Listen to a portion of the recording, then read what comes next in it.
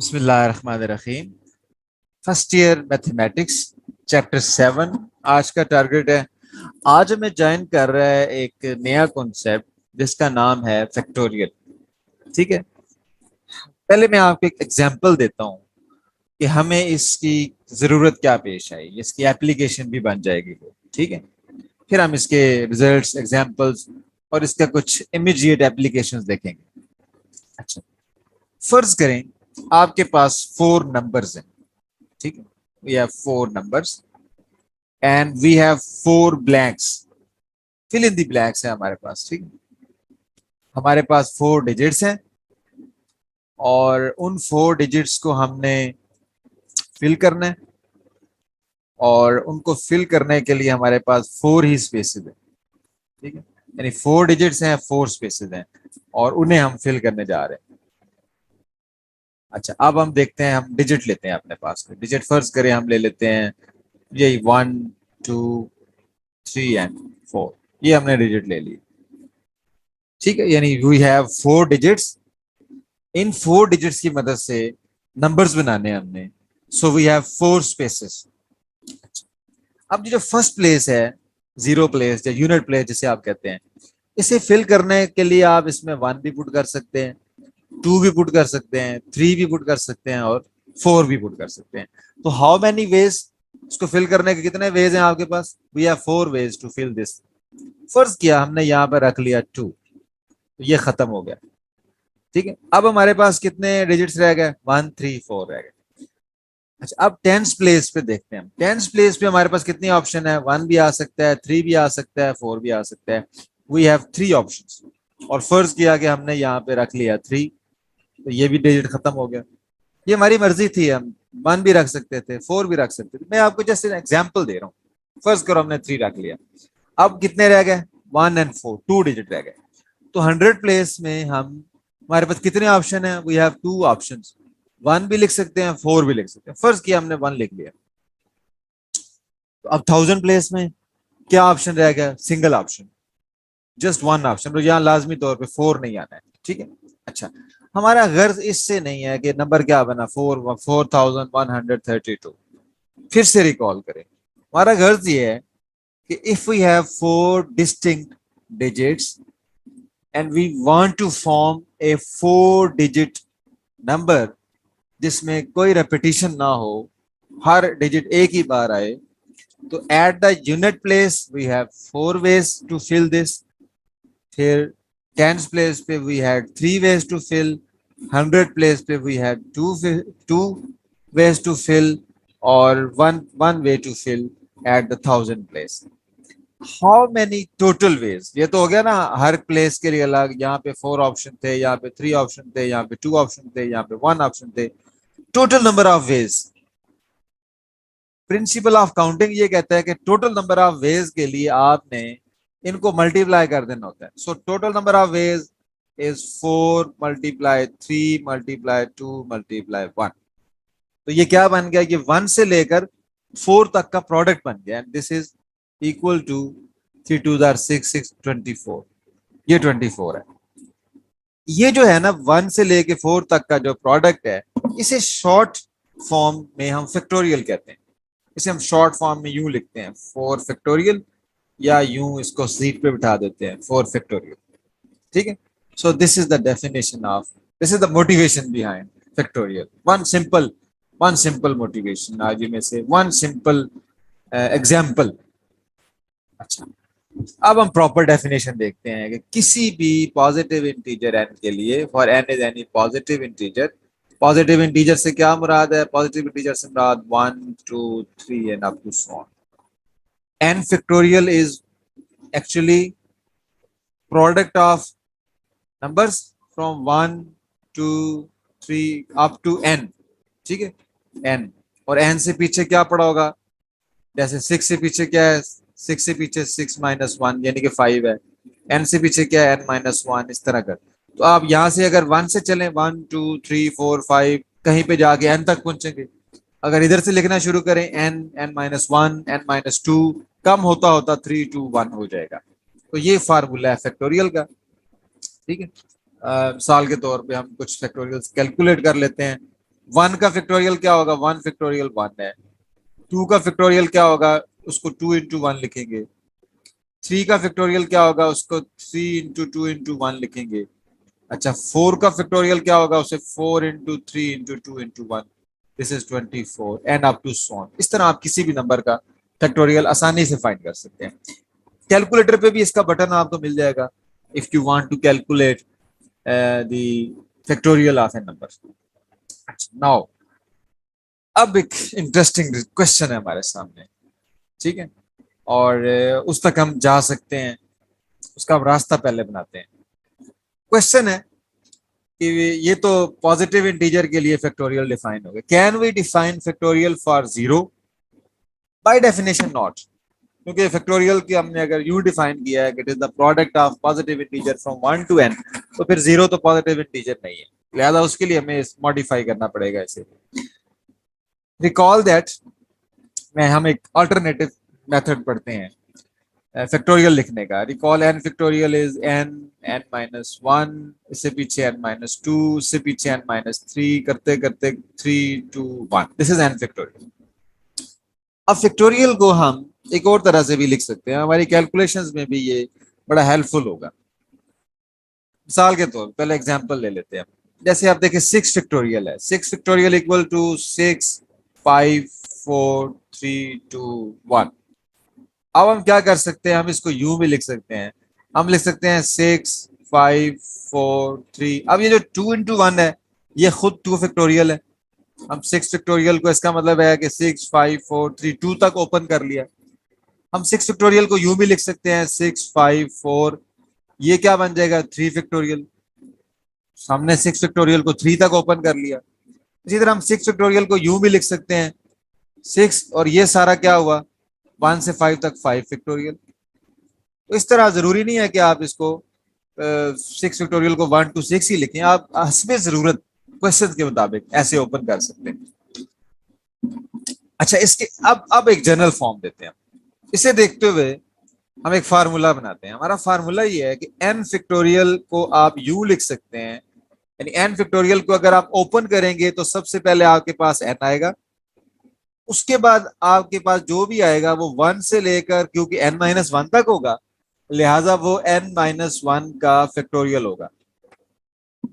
सो n factorial को आप यूं भी ओपन कर सकते हैं कि n factorial is equal to n, और बाकी जितना भी है ये n माइनस वन का फैक्टोरियल बन जाएगा। This is short form for n factorial, ठीक है। But this is very important and very interesting. Look, इसमें जो आपका n है वो कहां से स्टार्ट होता है, वो 1 से स्टार्ट होता है, n फ्रॉम 1 2 3, यानी पॉजिटिव इंटीजर आप कोई भी वैल्यू पुट कर सकते हैं। अगर हम इसमें n को 1 पुट करते हैं, put n is equal to 1, तो ये क्या बन जाएगा 1 का फैक्टोरियल, 1 1 माइनस वन फैक्टोरियल, तो ये 1 फैक्टोरियल 1 होता है, 1 माइनस वन 0 होता है, 0 का फैक्टोरियल आ गया। तो so what is this, 0 factorial is 1। तो लिहाजा हमारे पास 0 का फैक्टोरियल अलग से डिफाइन हो गया इस फार्मूला की मदद से, ठीक है। So by using this formula we have calculated 0 factorial and 0 factorial is 1। अब हम अपनी कैलकुलेशंस के अंदर, जो इन लेक्चर्स में भी और इन लेक्चर के बाद एमसीक्यूज के लेक्चर में आप देखेंगे कि जहां भी 0 फैक्टोरियल आएगा वी विल टेक इट 1, ठीक है। अच्छा, तो ये एक रिजल्ट हो गया हमारे पास, 0 फैक्टोरियल इज 1। इसी तरह आप पूछ सकते हैं कि बाकी 0 हो गया, पॉजिटिव इंटीजर हो गया, नेगेटिव इंटीजर्स अगर फर्ज करें आ जाए, तो क्या हम नेगेटिव इंटीजर्स का फैक्टोरियल फाइंड कर सकते हैं? आंसर इज नो, फाइंड नहीं कर सकते आप, ठीक है। इसी तरह मैं जस्ट आपको अभी रिजल्ट बता रहा हूं, आप ट्राई करके देख लें, it will create lots of problems. इसी तरह क्वेश्चन आता है फ्रैक्शंस का कि एन अगर रैशनल नंबर है पी बाय क्यू, तो क्या हम डिफाइन कर सकते हैं फैक्टोरियल पी बाय क्यू?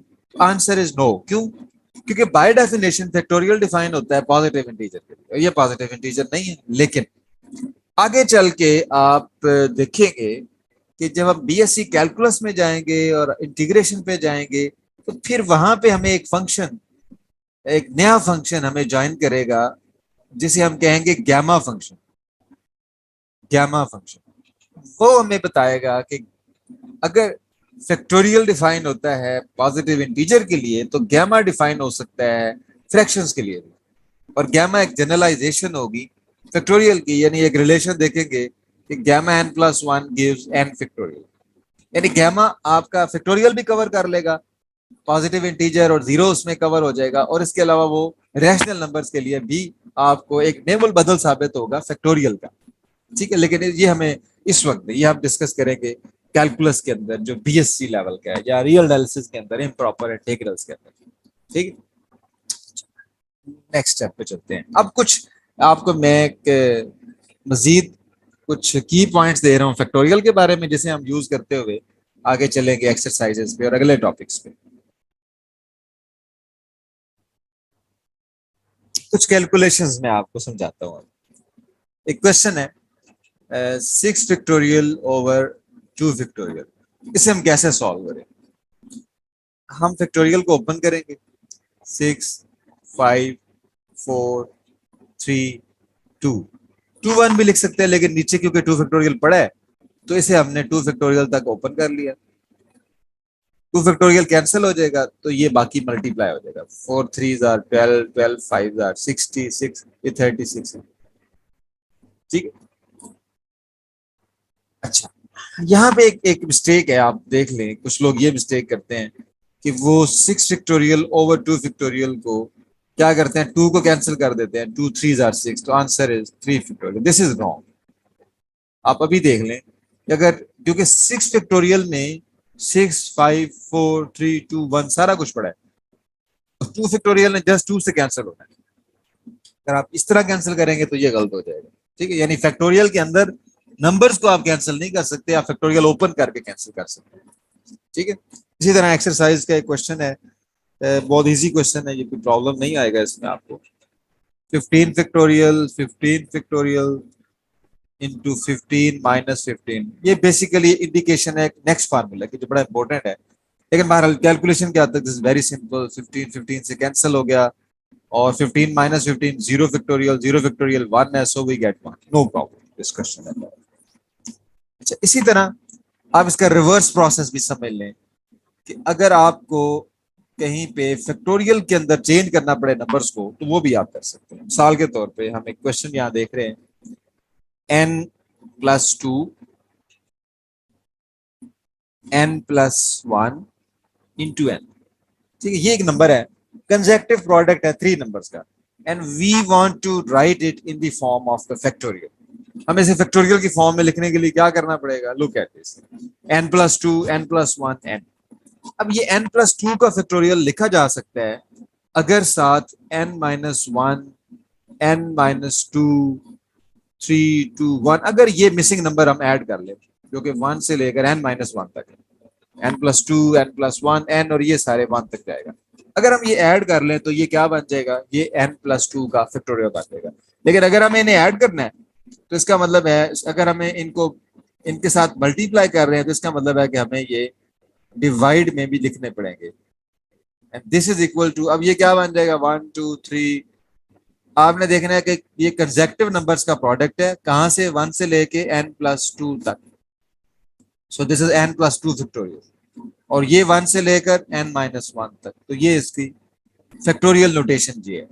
एक और आप प्रैक्टिस कर सकते हैं, n n-1 n-2 up to so on n-r+1, ये नंबर है।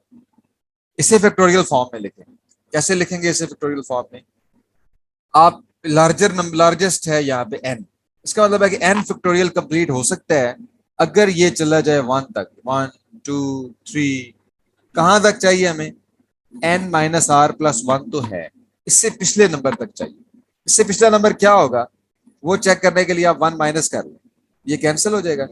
इसका मतलब क्या है, इसका मतलब है n-r से 1 से लेकर n-r तक आपको चाहिए, तो आप इसी से मल्टीप्लाई डिवाइड कर लें तो you will get the answer, and answer is, अब ये नोमिनेटर क्या हो जाएगा, 1 से लेकर n तक, so this is n factorial, और डिनोमिनेटर क्या हो जाएगा, n-r तक, दिस इज n-r फैक्टोरियल।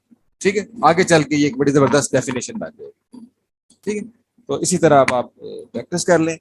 अब हम फैक्टोरियल की मदद से कुछ बड़े इंटरेस्टिंग टॉपिक पढ़ेंगे। परम्यूटेशंस क्या होती हैं, कॉम्बिनेशन क्या होते हैं, प्रोबेबिलिटी क्या होती है। इसके अलावा इसकी इमीडिएट एप्लीकेशन हम जो पढ़ेंगे वो बाइनोमियल थ्योरम के अंदर, बाइनोमियल कोफिशिएंट्स के अंदर पढ़ेंगे। ठीक है, तो यहाँ पे एक ब्रेक ले लें, ब्रेक के बाद हम नेक्स्ट टॉपिक पे आते हैं, परम्यूटेशन क्या होती है। ओके, अब हमारा टॉपिक है परम्यूटेशंस का। What is permutation and its types. यहाँ एक बड़ा इंपॉर्टेंट क्वेश्चन है, what is difference between permutation and combination. ठीक है, इस क्वेश्चन के आंसर से पहले हम परम्यूटेशंस के बारे में पढ़ेंगे कि परम्यूटेशंस क्या होती हैं, और इनके 5 वेल नोन केसेस जो हमारी इस बुक में सिलेबस में मेंशन है हम वो डिस्कस करेंगे। ठीक है, बाकी फिर इसके अलावा जो इसकी डिस्कशन है वो हमारी बीएससी में दोबारा आएगी, मैथमेटिकल स्टैटिस्टिक्स के अंदर या एमएससी के अंदर। तो परम्यूटेशंस क्या होती है। परम्यूटेशंस का ताल्लुक है नंबर ऑफ वेज से, ये तादाद है, नंबर ऑफ वेज।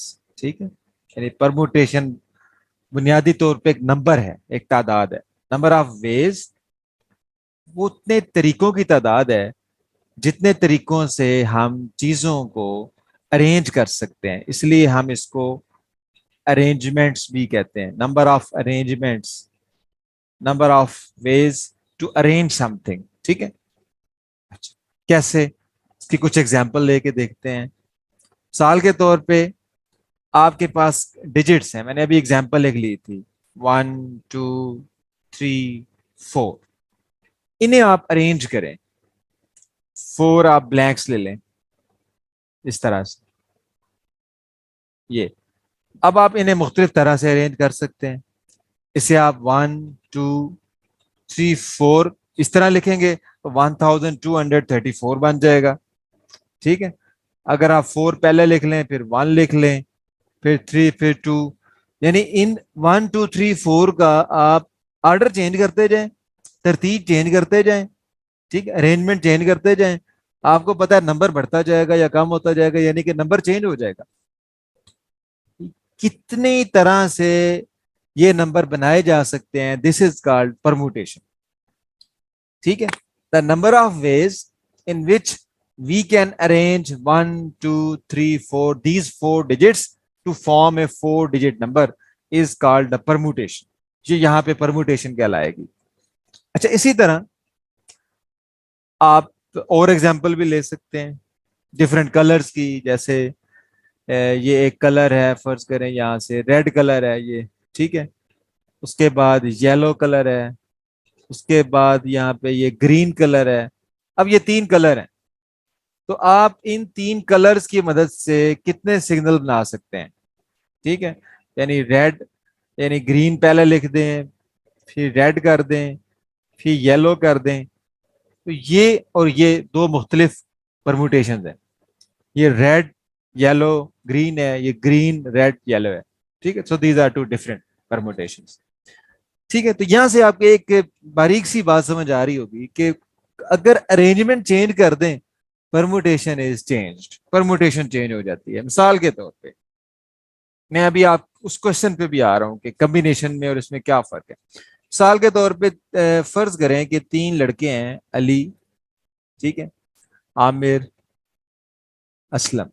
ये 3 लड़के हैं, अली, आमिर, असलम। ठीक है, 3 दोस्त हैं। ये इन तीनों ने मिलकर एक ग्रुप बनाया, स्टडी ग्रुप बनाया कि हम पढ़ेंगे। ठीक है, यानी इन्होंने अपना एक कॉम्बिनेशन बना लिया, अली, आमिर, असलम।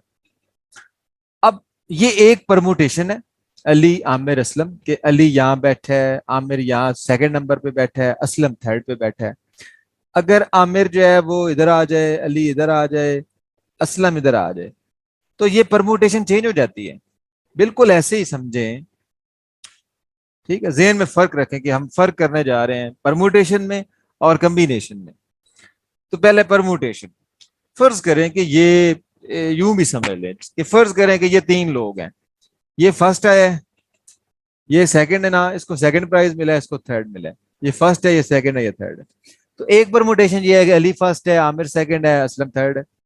एक परमुटेशन ये है कि आमिर फर्स्ट है, अली सेकंड है, असलम थर्ड है। ये 2 मुख्तलिफ परमुटेशन है, ये और ये डिस्टिंक्ट है। हैं वही तीन लोग उसमें भी और इसमें भी, लेकिन ये परमुटेशन डिस्टिंक्ट है। जैसे हैं ये 4 डिजिट सेम ही, लेकिन ये 1234 है, ये 4132 है। ये सिग्नल तीन ही है, कलर तीनों सेम है दोनों में, लेकिन तरतीब चेंज है। अगर तरतीब के चेंज होने से, अरेंजमेंट के चेंज होने से कहानी आपकी बदल जाए, उसे परमुटेशन कहते हैं। If your story is change with the change in order, then that is called permutation. And what is combination? Combination क्या होता है डिटेल से तो हम अगले लेक्चर में पढ़ेंगे, लेकिन ये एक बहुत इंपॉर्टेंट होने की वजह से मैं डिस्कस कर रहा हूं यहाँ पे। कम्बिनेशन क्या है? कम्बिनेशन ये है कि आपकी क्लास में से तीन तीन लोगों ने पढ़ने के लिए स्टडी ग्रुप बनाए कि हम मिलके तैयारी करेंगे, अली, आमिर और असलम, हम मिलके तैयारी करेंगे। अब ये जो पहली परमुटेशन है जिसमें अली पहले नंबर पे बैठा है, फिर आमिर, फिर असलम, और ये जो दूसरी परमुटेशन है जिसमें आमिर पहले नंबर पे है, दूसरे पे अली है, तीसरे पे असलम है, ये दोनों एक ही कम्बिनेशन है। क्यों? क्योंकि वही तीन लड़के इस ग्रुप में हैं जो इसको, तो ग्रुप तो ये एक ही है। अगर आप इसे एक ग्रुप कंसिडर करें कि तीन तीन लड़के मिलके स्टडी ग्रुप बना रहे हैं, तो ये ग्रुप तो एक ही है। हमें नहीं फर्क पड़ता कि अली किस सीट पे बैठे, आमिर कहाँ बैठे, असलम कहाँ बैठे, वो ग्रुप नहीं चेंज होगा। यानी ग्रुप से मुराद वो कम्बिनेशन चेंज नहीं होगा। कम्बिनेशन तब चेंज होगा जब इसमें से कोई आदमी चेंज होगा, कोई स्टूडेंट चेंज, कोई नाम चेंज होगा, तो हम कहेंगे कि ये एक नया कम्बिनेशन है। आपको बात समझ आ गई? आप क्रिकेट की फॉर्म में थोड़ा सा इसको देखें। क्रिकेट की फॉर्म, क्रिकेट में फर्ज करें 11 प्लेयर गेम खेल रहे हैं, ठीक है। अब यहां पे दो चीजें होती हैं। एक चीज होती है, पहली चीज है टीम, दूसरी चीज है आपका बैटिंग या बॉलिंग ऑर्डर। इन दो से आप समझे, टीम से समझे और बैटिंग ऑर्डर से समझे। देखो आपके 11 प्लेयर है ना, आपके पास एक टीम बन गई है। उसके बाद आप बैटिंग ऑर्डर तय करते हैं, पहले नंबर पे ये आएगा, दूसरे पे ये आएगा, तीसरे पे ये आएगा, चौथे पे ये आएगा, पांचवें पे ये आएगा, 11वें पे ये आएगा। अब आपके पास 11 प्लेयर्स की एक टीम बन गई, उस टीम का आपने एक बैटिंग ऑर्डर तय कर लिया, तो ये जो एक बैटिंग ऑर्डर है ना, ये एक परमुटेशन है। अब अगर आप बैटिंग ऑर्डर चेंज कर देते हैं, अली ने फर्स्ट पोजीशन पे आना था, असलम ने सेकंड नंबर पे आना था, आप असलम को पहले नंबर पे कर देते हैं, अली को सेकंड नंबर पे कर देते हैं, इसका मतलब है कि आपने बैटिंग ऑर्डर चेंज कर दिया। बैटिंग ऑर्डर चेंज होने का मतलब है कि आपकी जो परमुटेशन है ना वो चेंज हो गई है। ये एक नई परमुटेशन है बैटिंग ऑर्डर चेंज होने से। पहली बैटिंग ऑर्डर एक परमुटेशन, फिर उनका बैटिंग ऑर्डर चेंज किया, ये दूसरी परमुटेशन है, फिर बैटिंग ऑर्डर चेंज करते हैं तो ये तीसरी परमुटेशन है, ठीक है। जबकि टीम वो एक ही है। टीम कब बदलेगी? जब इन 11 प्लेयर में से कोई तब्दीली करेंगे, किसी नए प्लेयर को या किसी प्लेयर को रिप्लेस करेंगे, तो टीम बदलेगी। तो ये जो टीम है ना, ये है कम्बिनेशन। लिहाजा अगर वही 11 खिलाड़ी रहते हैं तो कम्बिनेशन एक ही है। और ये जो बैटिंग ऑर्डर है ये परमुटेशन है, तरतीब है, किस तरतीब से वो बैटिंग के लिए आते हैं। तो this is the difference between the combination and the permutation, ठीक है। आपको थोड़ा सा एक गैस भी मिल रहा होगा यहाँ पे कि अगर आप के पास सेम ऑब्जेक्ट्स हों तो जो नंबर ऑफ कम्बिनेशन है that is less than the number of permutations, ठीक है। अच्छा, अब हम परमुटेशन की मजीद डिटेल पे चलते हैं और हम कुछ टाइप्स पढ़ते हैं और परमुटेशन का फार्मूला ड्राइव करते हैं। Okay, let us discuss case 1, non repeated used all at a time. Again we get help from same example, ठीक है, ताकि हम जरा क्विकली चले जाएं। फर्स्ट करेंगे, हमारे पास हैं 3 डिजिट्स, 2, 4 एंड 6, और हमने इनकी मदद से बनाने हैं नंबर्स, ठीक है। We have 3 spaces, 3 digits. How many numbers can be found by using 3 digits used all at a time when no digit is repeated? Repeat नहीं करना आपने, 2, 4, 6 को लेके चलना है। अच्छा, मैंने पहले भी ये प्रूव कराया था, बट आई रिपीट दिस। अब देखें, ये आपके पास यूनिट प्लेस है, ठीक है, वंस प्लेस है, ये टेंस प्लेस है, ये हंड्रेड प्लेस है। वंस प्लेस पे आपके पास तीन ऑप्शन है, 2 भी आ सकता है, 4 भी आ सकता है, 6 भी आ सकता है। टेंस प्लेस पे आपके पास, अगर फर्ज करें आप फिक्स कर देते हैं कि इनमें से 2 यहाँ पे आ गया, अब आपके पास 10 प्लेस पे दो ऑप्शन रह जाती हैं, दो में से कोई एक आएगा, फर्ज करें 6 आ गया।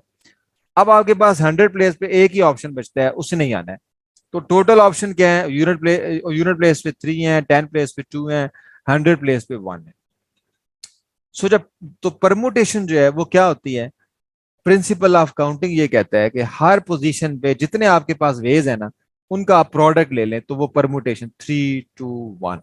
सो answer is 3 2 are 6। In short this is 3 factorial. इस एग्जाम्पल से अब आपको मैं आसानी से समझा सकता हूं कि अगर आपके पास n ऑब्जेक्ट्स हों, if the total number of objects is n, ठीक है, case one, n distinct, these are distinct n objects, ठीक है। तो इसका मतलब क्या होगा, you have n places. Place number one पे आपके पास कितनी ऑप्शन होंगी, प्लेस नंबर वन पे आपके पास n ऑब्जेक्ट है, n ऑप्शन है। अब एक एलिमेंट यहाँ फिक्स हो गया है, अब कितने रह गए, यहाँ n-1 रह गए। अब दो फिक्स हो गए, अब कितने रह गए, n-2 रह गए। अब कितने रह गए, n-3 रह गए। हर स्पेस में आप एक एलिमेंट डालते जाएंगे, एक कम होता जाएगा, कम होता जाएगा, कम होता जाएगा, कहीं पे जाके 3 रह जाएंगे, तीन में से एक यहाँ रख दिया, फिर इसके लिए दो रह जाएंगे और आखिर में अकेला बचेगा। तो how many ways are there to arrange n distinct objects used all at a time, n थे, n के n यूज करने हैं। तो आपको एक गैस मिला कि आप क्या करेंगे, इनका प्रोडक्ट ले लें, सबको मल्टीप्लाई करें, n n-1 n-2 n-3, तो सबका प्रोडक्ट क्या आएगा, ये n का फैक्टोरियल बन जाएगा। तो एक फार्मूला तो ये हो गया, इसका फार्मूला है n फैक्टोरियल। जब n ऑब्जेक्ट्स होंगे सारे के सारे यूज करके आप अरेंजमेंट बनाएंगे तो you will get n factorial. ठीक है, अच्छा, उससे आगे चलते हैं। अब जरूरी नहीं है कि हमें जितने ऑब्जेक्ट दिए हों सारे यूज करें। बाज़ औक़ात हमें ये कहा जाता है, जैसे मिसाल के तौर पे अ, हमारे पास स्पेसेस हैं 3, वी हैव 3 स्पेसेस, और हमें कहा जाए कि आपके पास जो डिजिट्स हैं वो हैं 1 2 3 4 5, 5 डिजिट्स हैं। This is case 2। केस 2 में क्या है, नॉन रिपीटेड, ये डिस्टिंक्ट है। टोटल कितने हैं, 5 हैं। हम कितने यूज कर सकते हैं, उसे हम आर से रिप्रेजेंट करते हैं 3। We have 5 objects used 3 at a time, ठीक है, लेकिन कोई भी रिपीट नहीं हो रहा, डिस्टिंक्ट ऑब्जेक्ट्स हैं। हाउ मेनी वेज, कितनी परमुटेशन ऐसी पॉसिबल होंगी कि आपके पास 5 ऑब्जेक्ट्स हैं और 3 आपने यूज करने हैं। इसका फार्मूला भी हम डिराइव कर लेते हैं, पहले एक जनरल फार्मूला पहले बना लेते हैं। फर्ज करते हैं हम कि हमारे पास टोटल ऑब्जेक्ट्स हैं n, आर हम यूज कर सकते हैं उसमें से। इसका मतलब है कि ये जो स्पेसेस है ना, ये आर है, 1 2 3, r-1 आर, ये आर स्पेसेस है, ठीक है। अच्छा, अब देखें जरा आप, नंबर 1, फर्स्ट स्पेस को फिल करने के लिए आपके पास कितने ऑब्जेक्ट हैं, n ऑब्जेक्ट हैं, तो यहाँ पे आपके पास n चॉइसेस हैं। सेकंड प्लेस को फिल करने के लिए आपके पास टोटल n में से एक तो यहाँ आ गया, एक कम कर दें, n-1 है, ठीक है। आपके पास n चीजें थी, एक आपने यहां रख दी, n-1 रह गया, उन n-1 में से कोई एक आप यहां रख सकते हैं। इसका मतलब है कि सेकंड प्लेस को फिल करने के लिए आपके पास n-1 ऑप्शन है। फर्ज करो फिल कर दी, अब कितने रह गए, n-2 रह गए, दो फिक्स हो गई, एक यहाँ पे एक यहाँ पे। थर्ड प्लेस को फिल करने के लिए आपके पास n-2 ऑप्शन है। इसी तरह चलते चले जाएं, r-1 प्लेस पे आप चले, पहले आर पे आप पहुंच गए। आर पे कितनी ऑप्शन बची होंगी, ये देखें, जब 2 पे थे तो 2 से एक कम, n-1।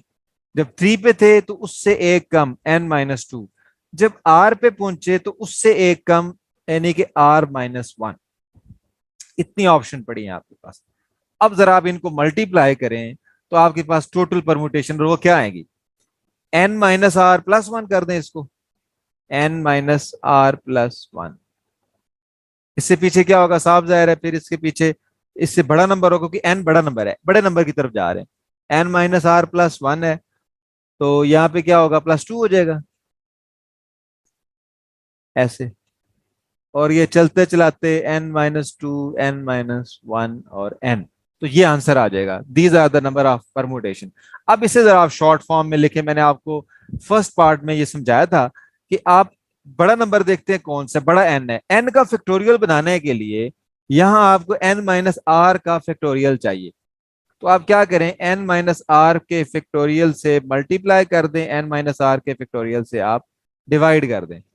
तो ये जो नोमिनेटर है ये क्या बन जाएगा, n-r फैक्टोरियल का मतलब है कि वन से लेकर n-r तक ये पड़ा है, उसके बाद ये उससे बड़ा है, ये उससे बड़ा है, करते करते कहाँ चला गया, n तक। तो ये n का फैक्टोरियल मुकम्मल हो गया। और डिनोमिनेटर में n-r, तो ये फार्मूला बन गया। और इसे हम लिखते हैं npr। npr पढ़ते हैं इसको, npr के total n object used r at a time. मिसाल के तौर पे 5pr, 5p3 बनेगा, वो क्या बनेगा, 5 फैक्टोरियल ओवर 5 माइनस 3 फैक्टोरियल। तो आप याद कर लें npr का फार्मूला क्या बनेगा, npr is equal to n factorial over n minus r factorial. तो सेकंड फार्मूला हमारे पास ये बन गया, npr which is equal to n factorial over n minus r factorial. ठीक है, ये कब होगा, जब n ऑब्जेक्ट है और उसमें से r यूज करने हैं। अब आप जरा गौर करें कि जो पहला केस है वो इसका एक स्पेशल केस बन जाएगा। अगर इस फार्मूला में npr में आप पुट करते हैं, मसलन आप n इक्वल टू r कर दें कि n ऑब्जेक्ट है और सारे के सारे यूज करने, r भी n है और n भी n है, ठीक है, आपका फार्मूला ये है npr। अगर आप r को भी n पुट कर दें कि n ऑब्जेक्ट हैं, सारे के सारे एट ए टाइम यूज करने हैं, तो क्या फार्मूला बनेगा, n factorial over n minus n, क्योंकि इनको माइनस करना होता है, n माइनस n फैक्टोरियल। तो ये बन जाएगा n फैक्टोरियल ओवर 0 फैक्टोरियल, तो ये बन जाएगा n फैक्टोरियल। ठीक है, और यही केस वन है। इसका मतलब है कि जो केस वन है वो स्पेशल केस है केस टू का, या यूं कह लें case two is generalization of case one. ये जो केस टू है ये केस वन की एक जनरलाइजेशन है। इसके अलावा आप कैलकुलेशन करें, NP0 का क्या जवाब आता है, NP1 का क्या जवाब आता है। ठीक है, थोड़ा सा आप प्रैक्टिस के लिए यूज कर लें। आप कुछ रिजल्ट्स भी देखिएगा, यानी आप देखें कि NPR है, NPR-1 है, ठीक है, NPN-R है। जरा आप इनके रिजल्ट्स ऑब्जर्व करें, इनका रिलेशनशिप देखें आपस में। ठीक है, चलें यहाँ हम एक ब्रेक लेते हैं। ब्रेक के बाद जब आप आएंगे तो हम पढ़ेंगे permutations when we have repeated objects। ठीक है, when we have some repeated objects, and then about circular permutation। ठीक है, बिस्मिल्लाहिर्रहमानिर्रहीम। चैप्टर 7, टॉपिक चल रहा था परमुटेशन का। हमने परमुटेशन यानी नंबर ऑफ अरेंजमेंट्स डिस्कस की when we have distinct objects. आज हम स्टडी करेंगे कि what happens when we have alike objects. When one और more objects are repeated, are same, then how can we calculate their number of permutations, and that number is how that number is different from the number of permutations of distinct objects। ठीक है, we can compare। एक example लेते हैं। फर्ज करें कि हमारे पास 3 alphabets हैं ए बी सी। इन्हें आप 3 ऑब्जेक्ट्स ले लें कि ये 3 ऑब्जेक्ट्स हैं ए बी एंड सी, और हम इनकी डिफरेंट परमुटेशन डिस्कस करना चाहते हैं। Now the number of objects is 3, and with the 3 distinct objects we can have 3 factorial permutation, which is equal to 3 cross 2 cross 1, which is 6। So number of permutation is 6। ठीक है, A B सी आपके पास 3 different objects थे, 3 factorial permutation possible है, तो 6 permutation possible. उन्हें बनाना भी कोई प्रॉब्लम नहीं आपके लिए। ए बी सी लिखा हुआ है, उसके बाद आप ए सी बी कर दें, फिर बी के साथ 2 परमुटेशन बन जाएंगी, ए सी एंड सी ए। उसके बाद सी के साथ बनेंगी ए बी एंड बी ए। ठीक है, तो ये वो 6 परमुटेशन है जो ए बी सी के साथ बन सकती है when these 3 objects are distinct। अच्छा, अब फर्ज करें कि हमारे ऑब्जेक्ट सेम है, ए और बी सेम है। ठीक है, सेम का मतलब है कि फर्ज करें पहला ऑब्जेक्ट भी ए है, दूसरा भी ए है, तीसरा सी है। अब जरा देखें कि क्या होगा इससे, ए सी, यानी जहां बी है put b is equal to a, b को ए पुट कर रहे हैं, तो ये बन जाएगा ए सी ए, ये बन जाएगा बी ए, बी की जगह ए पुट कर दिया, डबल ए सी, फिर बन गया ए सी ए, फिर बन गया सी ए, फिर बन गया सी ए। ठीक है, इसका मतलब देखें कि ये डबल ए सी कितनी बार आ रहा है, डबल ए सी 2 बार आ रहा है, तो ये रिपीट हो रहा है, इसको काट देते हैं। ए सी ए, ये भी 2 बार आ रहा है, इसको हम काट देते हैं। इसके बाद सी डबल ए, ये भी 2 बार आ रहा है, एक बार हम इसे काट देते हैं। तो इसका मतलब है कि डिस्टिंक्ट अब अरेंजमेंट कितनी रह गई है, 1 2 एंड 3। सो व्हाट हैपेंड, क्या हुआ, हुआ ये कि आपका जो ए और बी था, इसने जो परम्यूट करना था ए और बी ने, यानी ए बी ने कभी बी ए होना था, कभी कभी उसने एक साइड पे ए पड़ा होना था, एक साइड पे बी पड़ा होना था, कभी इधर बी आना था, ए इधर आना था। तो वो जब सेम हुए तो वो सारी की सारी अरेंजमेंट सेम हो गई, लिहाजा हमें माइनस करना पड़ी। और अब कितनी अरेंजमेंट बनी हमारे पास, ऑब्जेक्ट्स कितने थे, 3। होनी कितनी चाहिए थी, होनी चाहिए थी 3 फैक्टोरियल, लेकिन कितने ऑब्जेक्ट्स अलाइक थे, 2 ऑब्जेक्ट्स अलाइक थे। उससे क्या हुआ, it is divided by 2 factorial. क्यों, क्योंकि ये जो ए और ए हैं, इनकी जो परमुटेशन 2 ऑब्जेक्ट्स की अगर ये डिस्टिंक्ट होते तो 2 फैक्टोरियल इसमें बननी थी, जो कि नहीं बनी, तो divided by 2 factorial which is equal to 3 into 2 into 1, 2 into 1, answer is 3। तो इस एग्जाम्पल से आपने देखा कि जितने ऑब्जेक्ट्स अलाइक हों यानी सेम हो, उससे क्या होता है, उससे नंबर ऑफ अरेंजमेंट्स जो है वो रिड्यूस हो जाती हैं, कम हो जाती है।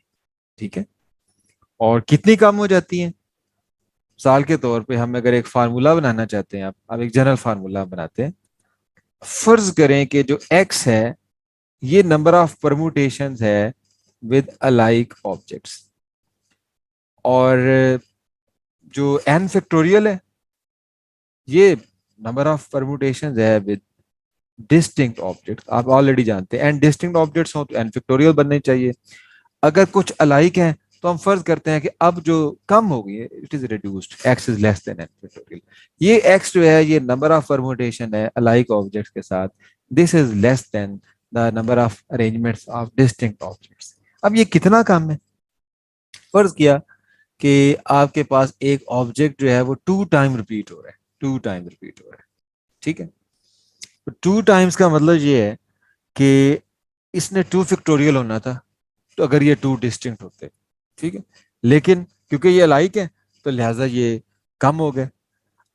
अब अगर हम x को मल्टीप्लाई कर दें 2 फैक्टोरियल से, तो फिर ये वो कमी दूर हो जाती है, यानी इसके अंदर जो नंबर ऑफ परमुटेशन है वो अगर x हैं अलाइक ऑब्जेक्ट्स के साथ, अगर हम इन्हें डिस्टिंक्ट कर दें, इसे इसे b बना दें, तो क्या होगा, ये पहले सेम थे अब डिस्टिंक्ट हो जाएंगे। अब अब जो नई नंबर ऑफ परमुटेशन होगी वो मल्टीप्लाई बाय 2 फैक्टोरियल, क्योंकि प्रिंसिपल ऑफ काउंटिंग हमें यही कहता है कि आप अलग अलग इनकी जो पॉसिबल वेज हैं वो कैलकुलेट करके फिर टोटल फाइंड करने के लिए मल्टीप्लाई करते हैं। So x into 2 factorial is equal to n factorial here in this example. ठीक है, तो यहाँ से हम यहाँ से अगर हम x कैलकुलेट करना चाहें अलाइक ऑब्जेक्ट्स की जो परमुटेशन है तो वो बनेगी n फैक्टोरियल ओवर 2 फैक्टोरियल। ठीक है, एक और एग्जांपल ले लें आप, एग्जाम्पल लेते हैं हम ए एंड बी, ये एक और एग्जाम्पल ले लेते हैं। 3 A's हैं और 2 B's हैं। So the number of objects total हैं कितने, चाहे वो एक जैसे हैं चाहे डिस्टिंक्ट हैं, टोटल ऑब्जेक्ट्स इस वक्त आपके पास 5 है, टोटल ब्लैंक्स आपके पास 5 है। ठीक है, अगर ये डिस्टिंक्ट होती तो फिर परमुटेशंस कितनी होनी थी, डिस्टिंक्ट की फॉर्म में 5 फैक्टोरियल होनी थी।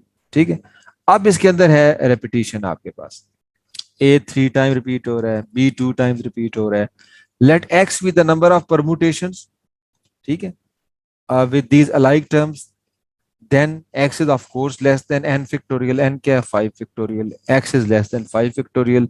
कितना लेस है, इसे मल्टीप्लाई करने के लिए आप ये देखें ए, अगर ये डिस्टिंक्ट होते तो इनकी परमुटेशन कितनी बननी थी, 3 फैक्टोरियल, अगर ये डिस्टिंक्ट होते तो इनकी परमुटेशन बननी थी 2 factorial. It mean x multiply 3 factorial multiply 2 factorial. this becomes equal to 5 factorial. So in this way x is equal to 5 factorial over 3 factorial 2 factorial. In general क्या समझ आई आपको? इन जनरल आपको ये समझ आई कि अगर आपके पास हो n objects, total n object, उसी में रिपीट हो रहे हैं, नहीं हो रहे, उनमें से n1 ऑब्जेक्ट्स एक तरह के हैं, ठीक है, n2 ऑब्जेक्ट्स एक तरह के हैं। जैसे इस एग्जांपल में देखा हमने कि तीन ए जो है वो एक तरह के हैं तो n1 3 है, दो बी एक तरह के हैं तो n2 2 है, इसी तरह n3 भी हो सकता है। ये कुछ ऑब्जेक्ट्स हैं जो एक जैसे हैं, उनकी तादाद n3 है, यानी कुछ ऑब्जेक्ट जो एक जैसे हैं उनकी तादाद n1 है, कुछ की n2 है, कुछ की n3 है, बाकी यूनिक वाले हैं, यूनिक वालों को हम नहीं यहाँ पे लिख रहे। तो हमारा फार्मूला क्या बनेगा? इसे हम इस तरह डिनोट करते हैं, n total number of objects, नीचे हम लिखते हैं alike objects n1 n2 n3, जो एक से ज्यादा बार आ रहे हैं उनकी तादाद। तो ये फार्मूला बनता है हमारे पास n factorial over n1 factorial n2 factorial n3 factorial and up to so on. और आपने ये दो एग्जांपल्स में देख लिया, ठीक है। तो ये होगी permutation of alike objects when one or more objects are repeated, ठीक है। Next we have a case of circular permutations. Circular permutations calculate कैसे की जाती हैं? पहले तो आप देखिए, सर्कुलर परमुटेशन नाम से ही आपको पता चल रहा है कि अब आपके जो ऑब्जेक्ट्स हैं वो एक सर्कल की फॉर्म में है। जस्ट लाइक के भाई ऐसे एक राउंड टेबल हो और इसके गिर्द यहाँ पे चेयर्स लगी हो और आपने लोगों को जो है अरेंज करके यहाँ बिठाना हो, ठीक है। This is an example of a circular permutation. Another example, जैसे आपके पास एक की चेन, ठीक है, और आपने इसके अंदर कीज को लगाना है, ठीक है। तो ये एग्जांपल्स हैं आपके पास सर्कुलर परमुटेशंस की। एंड समटाइम्स आपके पास जैसे एक आप हार बनाते हैं, ठीक है, एक जैसे मोती उसके अंदर प्रो के, या एक जैसे तो नहीं कहने चाहिए, डिफरेंट कलर्स के, ठीक है। तो ये बात यहाँ पे याद रखें कि आपके जो सिलेबस में सर्कुलर परमुटेशंस हैं ये भी डिफरेंट ऑब्जेक्ट्स की हैं। When objects are different, alike का केस नहीं है यहाँ पे, डिफरेंट ऑब्जेक्ट्स के साथ, ठीक है। Circular permutation when objects, when we have different are distinct objects. अच्छा, सबसे पहले तो आप एक कंपैरिजन जेल में फिर बनाएं कि अगर आपके पास n डिस्टिंक्ट ऑब्जेक्ट्स हो, n डिस्टिंक्ट ऑब्जेक्ट्स, ठीक है, डिस्टिंक्ट यहाँ पे बड़ी इंपॉर्टेंट बात है। If we have n distinct objects in a row, in a line, ठीक है, एक लाइन में आपके पास n ऑब्जेक्ट्स है और वो डिस्टिंक्ट है, तो हमारे पास टोटल नंबर ऑफ परमुटेशन कितनी बनेगी? वो बनेगी n factorial. This is very simple, very easy. Now we have objects in the form of a circle. मिसाल के तौर पे अगर समझने के लिए इसे ए कह देते हैं, इसे बी कह देते हैं, इसे सी कह देते हैं, इसे डी कह देते हैं, इसे ई कह देते हैं, इसे एफ कह देते हैं, ठीक है। फर्ज करो कि ये 6 लोग हैं, A B C D E F, इन्हें आपने टेबल के गिर्द बिठाना है। अगर ये 6 ऑब्जेक्ट्स होते, distinct objects in a row, in a line, तो फिर तो आपके पास जो नंबर ऑफ परमुटेशंस थी वो थी 6 factorial and it was very simple, ठीक है, लीनियर केस में। लेकिन सर्कुलर वाले केस में क्या होगा?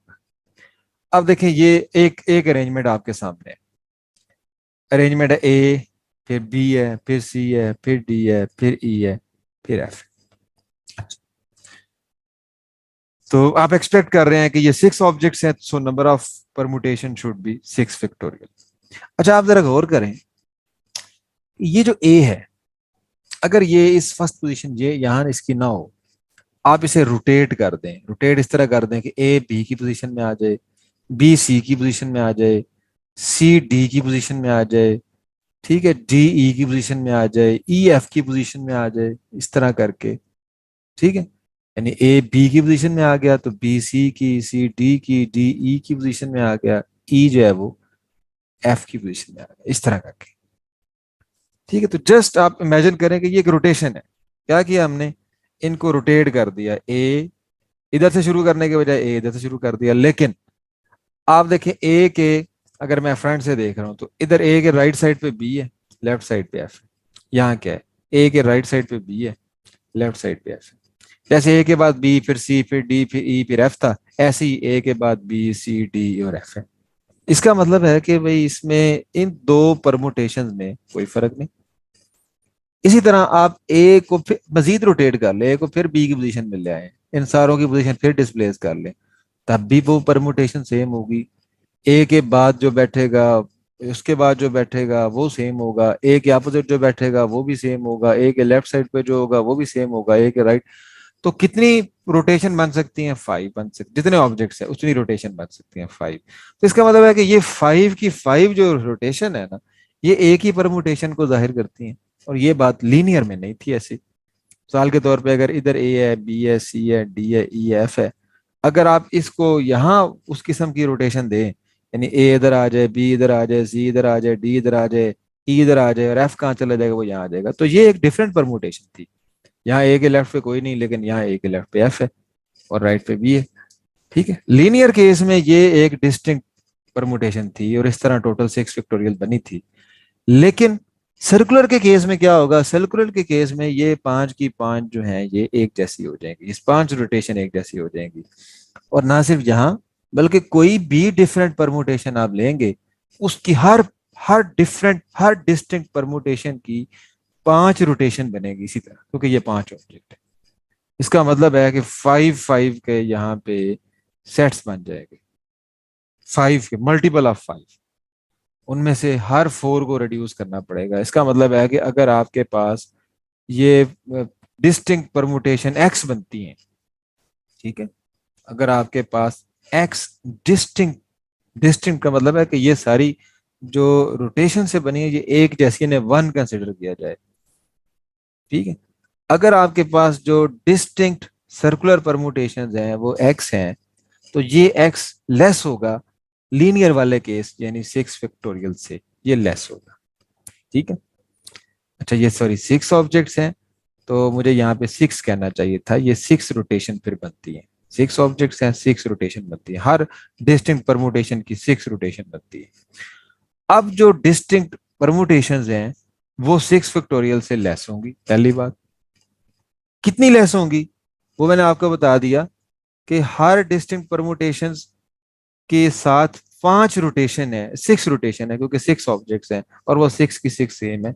इसका मतलब है कि अगर यूनिक परमुटेशन यहाँ पे x है, तो अगर मैं उसे 6 से मल्टीप्लाई कर दूं, x उसको 6 टाइम्स कर दूं, 6 टाइम्स, तो फिर वो इक्वल हो जाएगी डिस्टिंक्ट या लीनियर वाले केस के, जो कि 6 फैक्टोरियल था। इसका मतलब मेरा फार्मूला क्या बनेगा? मेरा फार्मूला ये बनेगा x equal to 6 factorial by 6, and this is equal to 6 into 5 factorial over 6, and this is equal to 5 factorial. तो इन जनरल मैं क्या कह सकता हूँ? इन जनरल मैं ये कह सकता हूँ कि अगर मेरे पास n डिस्टिंक्ट ऑब्जेक्ट्स हैं, n डिस्टिंक्ट ऑब्जेक्ट्स किस केस में? एन डिस्टिंक्ट ऑब्जेक्ट्स हैं सर्कुलर परमुटेशन के केस में, then in that case the number of permutations will be n minus 1 factorial, not n factorial but n minus 1 factorial, because it will be n factorial अगर linear case हो n factorial, और कितने duplicates बनेंगे?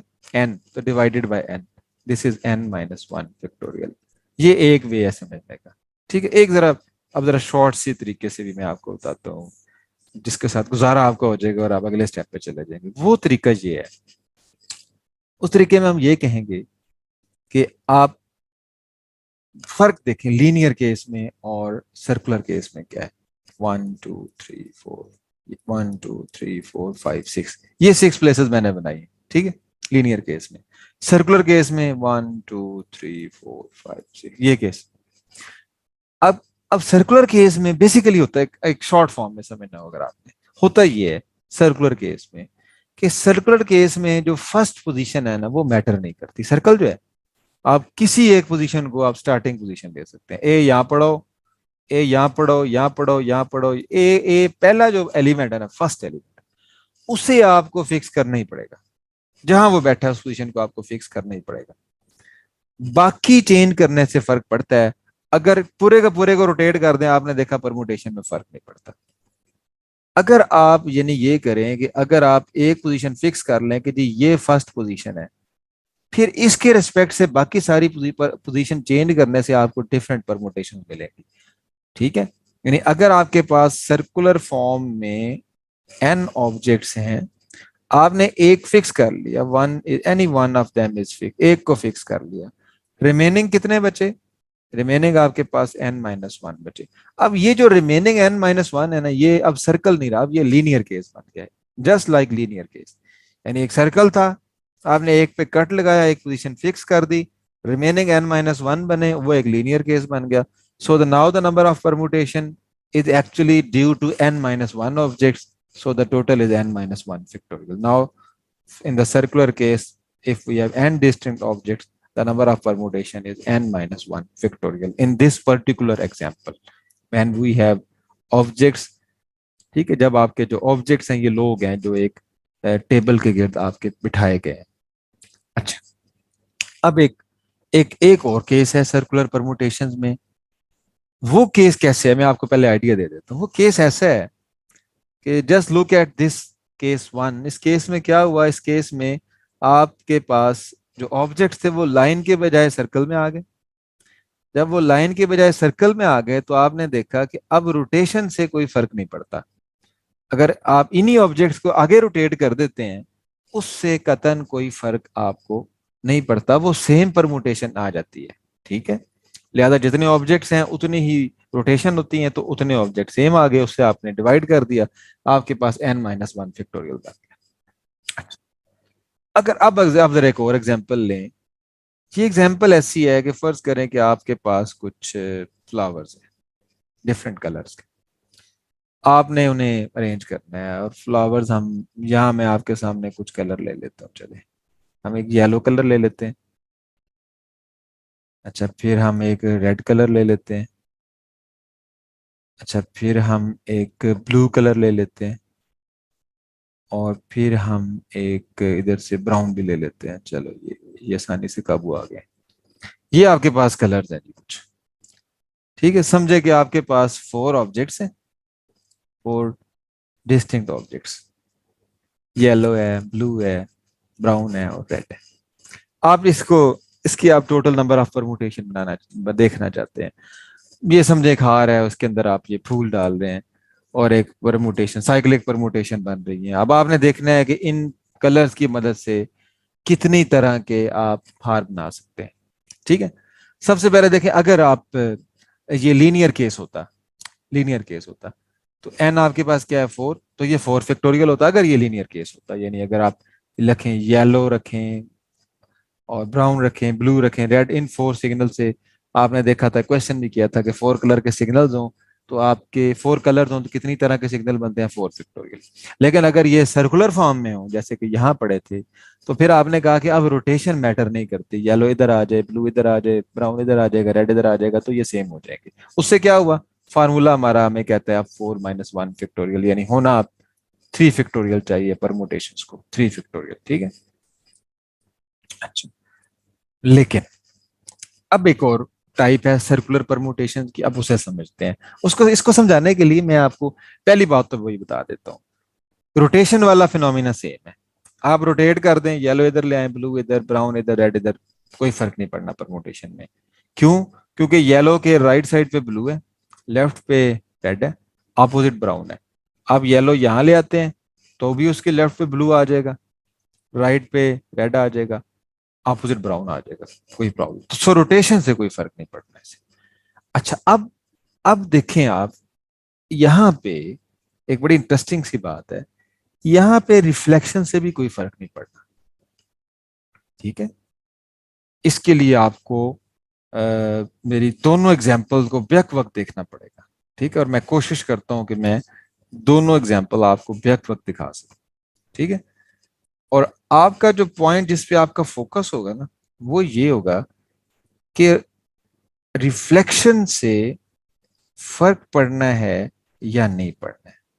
ठीक है, ये आपका point है कि रिफ्लेक्शन से फर्क पड़ना है कि नहीं पड़ना है। एक कैटेगरी ये है जहां टेबल के गिर्द ABCD लोगों को बिठाया गया, और एक कैटेगरी ये है कि जब आपको 4 कलर के फूल दे के कहा गया कि आप हार बनाएं। आपने क्या किया, रोटेशन की तो आपको समझ आ गई कि इधर भी 4 ऑब्जेक्ट हैं तो 3 फैक्टोरियल परमुटेशन बना ली, इधर भी बना ली 3 फैक्टोरियल परमुटेशन। अब मैं कह रहा हूं कि बाज़ औक़ात सर्कुलर परमुटेशन में रिफ्लेक्शन से भी सेम आती है चीज। ये देखें, इसकी मैं रिफ्लेक्शन दिखा रहा हूं आपको। ए और सी फिक्स्ड है, ए इधर बैठा है, सी इधर बैठा है, बी मैंने इधर कर दिया, डी मैंने इधर कर दिया। ये अब ये मैंने क्या किया, ये रिफ्लेक्ट किया, रिफ्लेक्शन किया, बी इधर आ गया, डी इधर आ गया, ए इसको फिक्स करते हुए बस बी डी की जगह चेंज की मैंने। तो ये दो डिफरेंट परमुटेशन है। क्यों? क्योंकि ये देखें, ए के इधर राइट साइड पे डी बैठा है, लेफ्ट साइड पे बी बैठा है, जबकि इधर ए के राइट साइड पे बी है, लेफ्ट पे डी है, तो साफ जाहिर है ये जगह चेंज हो गई हैं, तो ये दो डिफरेंट परमुटेशन हैं। अच्छा, now this is very very interesting. मुझे सेम कलर शायद यूज करना चाहिए, लेट लेट मी ट्राई। अब मैं यहाँ ये वाली रिफ्लेक्शन देता हूँ जरा, फिर देखें क्या होता है। अब मुझे सेम कलर देख, अच्छा ये जो रेड है ये इधर आ जाएगा यहाँ पे, और ये जो ब्लू है ये इधर आ जाएगा यहाँ पे, और ये अपनी जगह पे है क्योंकि मैं रिफ्लेक्शन दे रहा हूँ इसके गिर्द। यानी येलो अपनी जगह पे है, ब्राउन अपनी जगह पे है, बस मैंने ब्लू और रेड को जगह चेंज करा दी है। अब होना तो ये चाहिए कि ये डिस्टिंक्ट परमुटेशन बननी चाहिए, जस्ट लाइक दिस, कि जैसे ए के राइट साइड पे डी था, बी था, लोग चेंज हो गए, बदल गए, लोगों की जगह बदल गई, तो ये परमुटेशन चेंज हो गई। ठीक है, अच्छा अब नाउ होना तो ये चाहिए कि ये डिफरेंट, ये हार अलग होना चाहिए और ये एक अलग हार होना चाहिए।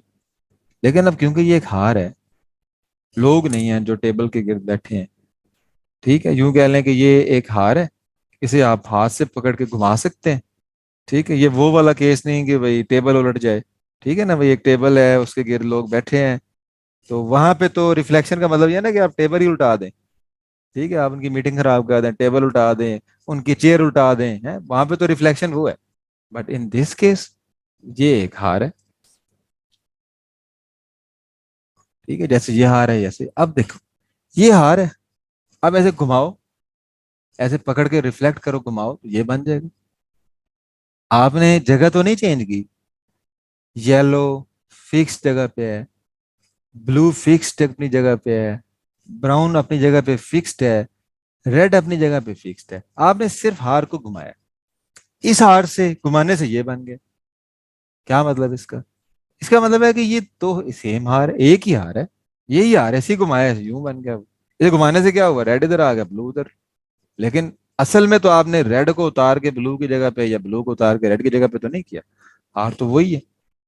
इसका मतलब है कि बाज औक़ात सर्कुलर ऑब्जेक्ट्स ऐसे होते हैं कि उन्हें, जैसे हमने कहा, रोटेट करने से फर्क नहीं पड़ता, बाज औक़ात सर्कुलर ऑब्जेक्ट ऐसे होते हैं कि उन्हें रिफ्लेक्ट करने से भी फर्क नहीं पड़ता। तो इसका मतलब है कि इस वक्त जो भी आपकी डिस्टिंक्ट, जो भी डिस्टिंक्ट, और वो कितनी है, 3 फैक्टोरियल, आप होनी क्या चाहिए, 3 फैक्टोरियल। सर्कुलर की फॉर्म में अगर 4 ऑब्जेक्ट्स हैं तो आपके पास होनी चाहिए 3 factorial total number of permutations. लेकिन हर परमुटेशन की जो रिफ्लेक्शन है वो सेम होती है।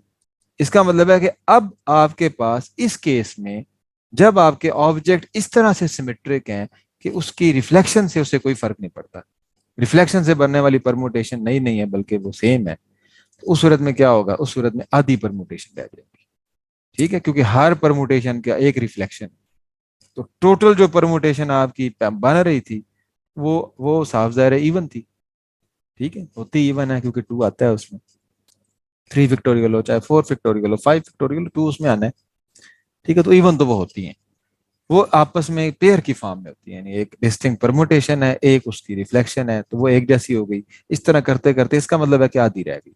तो अब क्या रिजल्ट क्या है आपके पास? नाउ कंक्लूजन इज दैट आज का जो हमारा टॉपिक था उसमें हमने सर्कुलर परमुटेशंस को पढ़ लिया, और हमने देखा कि सर्कुलर परमुटेशंस में अगर हमारे पास एन डिस्टिंक्ट ऑब्जेक्ट्स हों, तो एक केस हमने देखा कि जब रिफ्लेक्शन मैटर करती है और रिफ्लेक्शन से डिस्टिंक्ट परमुटेशन होती है, तो उस सूरत में हमारे पास नंबर ऑफ परमुटेशन कितना आया, वो n-1 फैक्टोरियल है। और सेकंड केस में जब हमने देखा कि रिफ्लेक्शन से परमुटेशन सेम रहती है, चीज सेम रहती है रिफ्लेक्शन से, नई परमुटेशन नहीं होती, उसमें कितने तादाद कितनी आई, वो n-1 फैक्टोरियल/2 आया। ठीक है, तो ये हमारा अब परमुटेशंस का टॉपिक कंप्लीट हो गया है। तो एक ब्रेक लेते हैं यहाँ पे, और ब्रेक के बाद जब आप आएंगे तो हम अपना कम्बिनेशंस का टॉपिक करेंगे, ठीक है, और उसके बाद प्रोबेबिलिटी, और ये चैप्टर हमारा एंड हो जाएगा। Thank you very okay.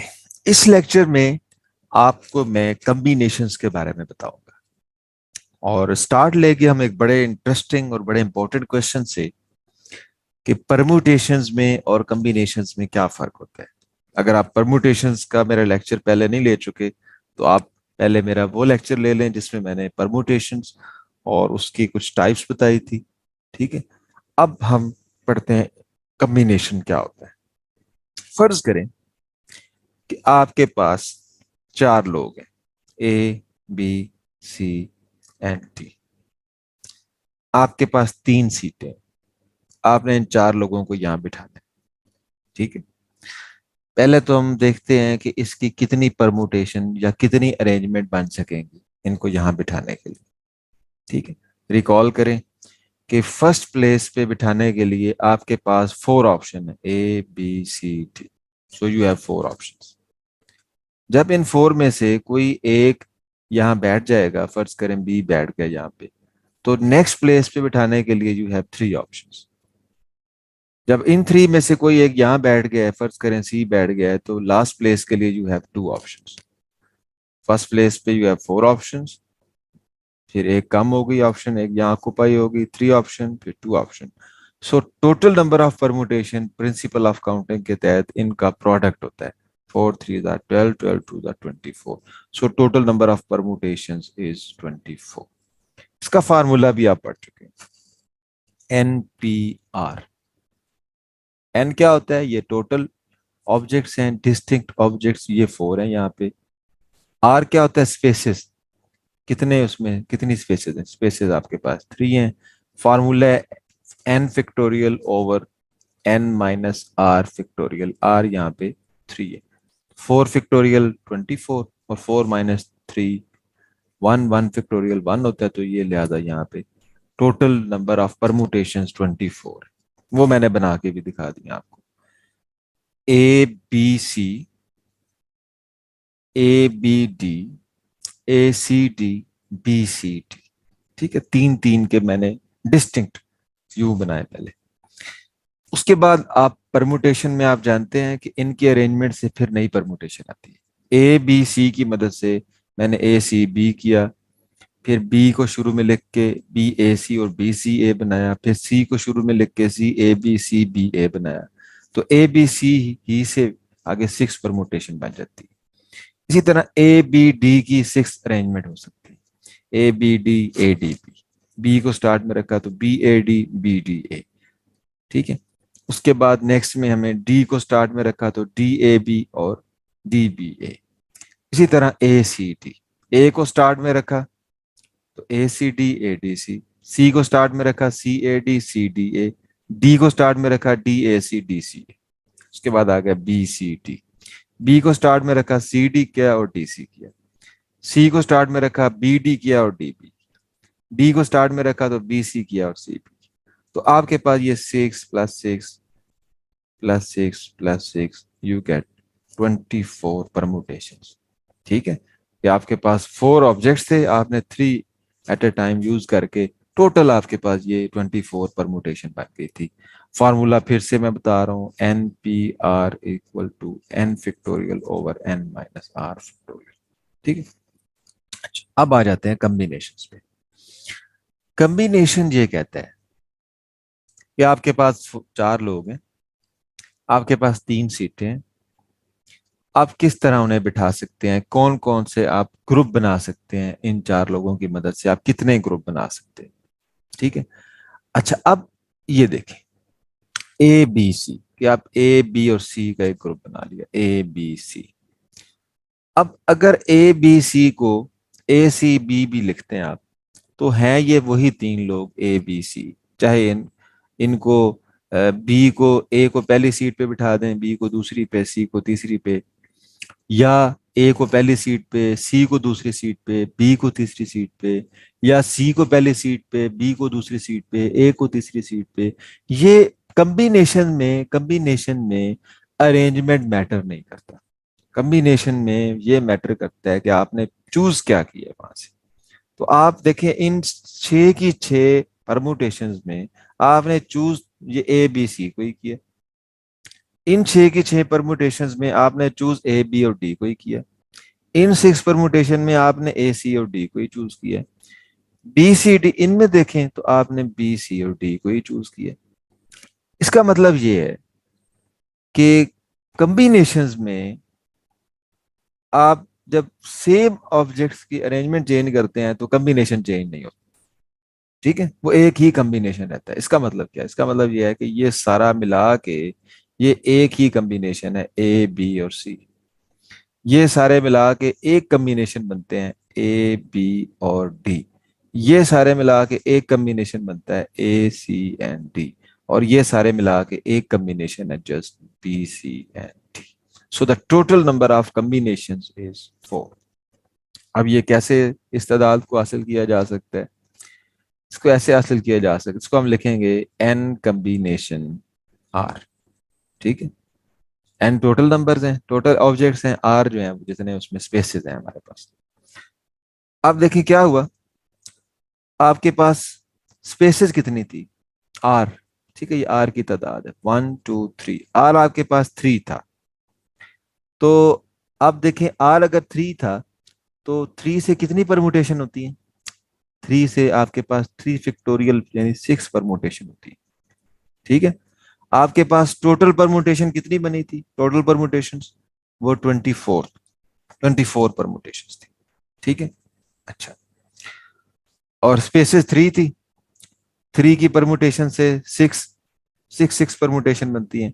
तो आपने जब कॉम्बिनेशन निकालना था तो क्या हुआ, ये 6 के पैक बन गए। तो टोटल नंबर ऑफ कॉम्बिनेशन निकालने के लिए आपको फिर 6 से इसको डिवाइड करना पड़ा। 24 परमुटेशन थी और R3 था, 3 का फैक्टोरियल 6, तो ये कितना आ गया? ये 4 आ गया। अब जरा देखें इन जनरल क्या फार्मूला बना हमारे पास। इन जनरल फार्मूला ये बना, एन कॉम्बिनेशन आर में पहले तो आप नंबर ऑफ परमुटेशन देख लेंगे, एन पी आर कितना है, एन पी आर।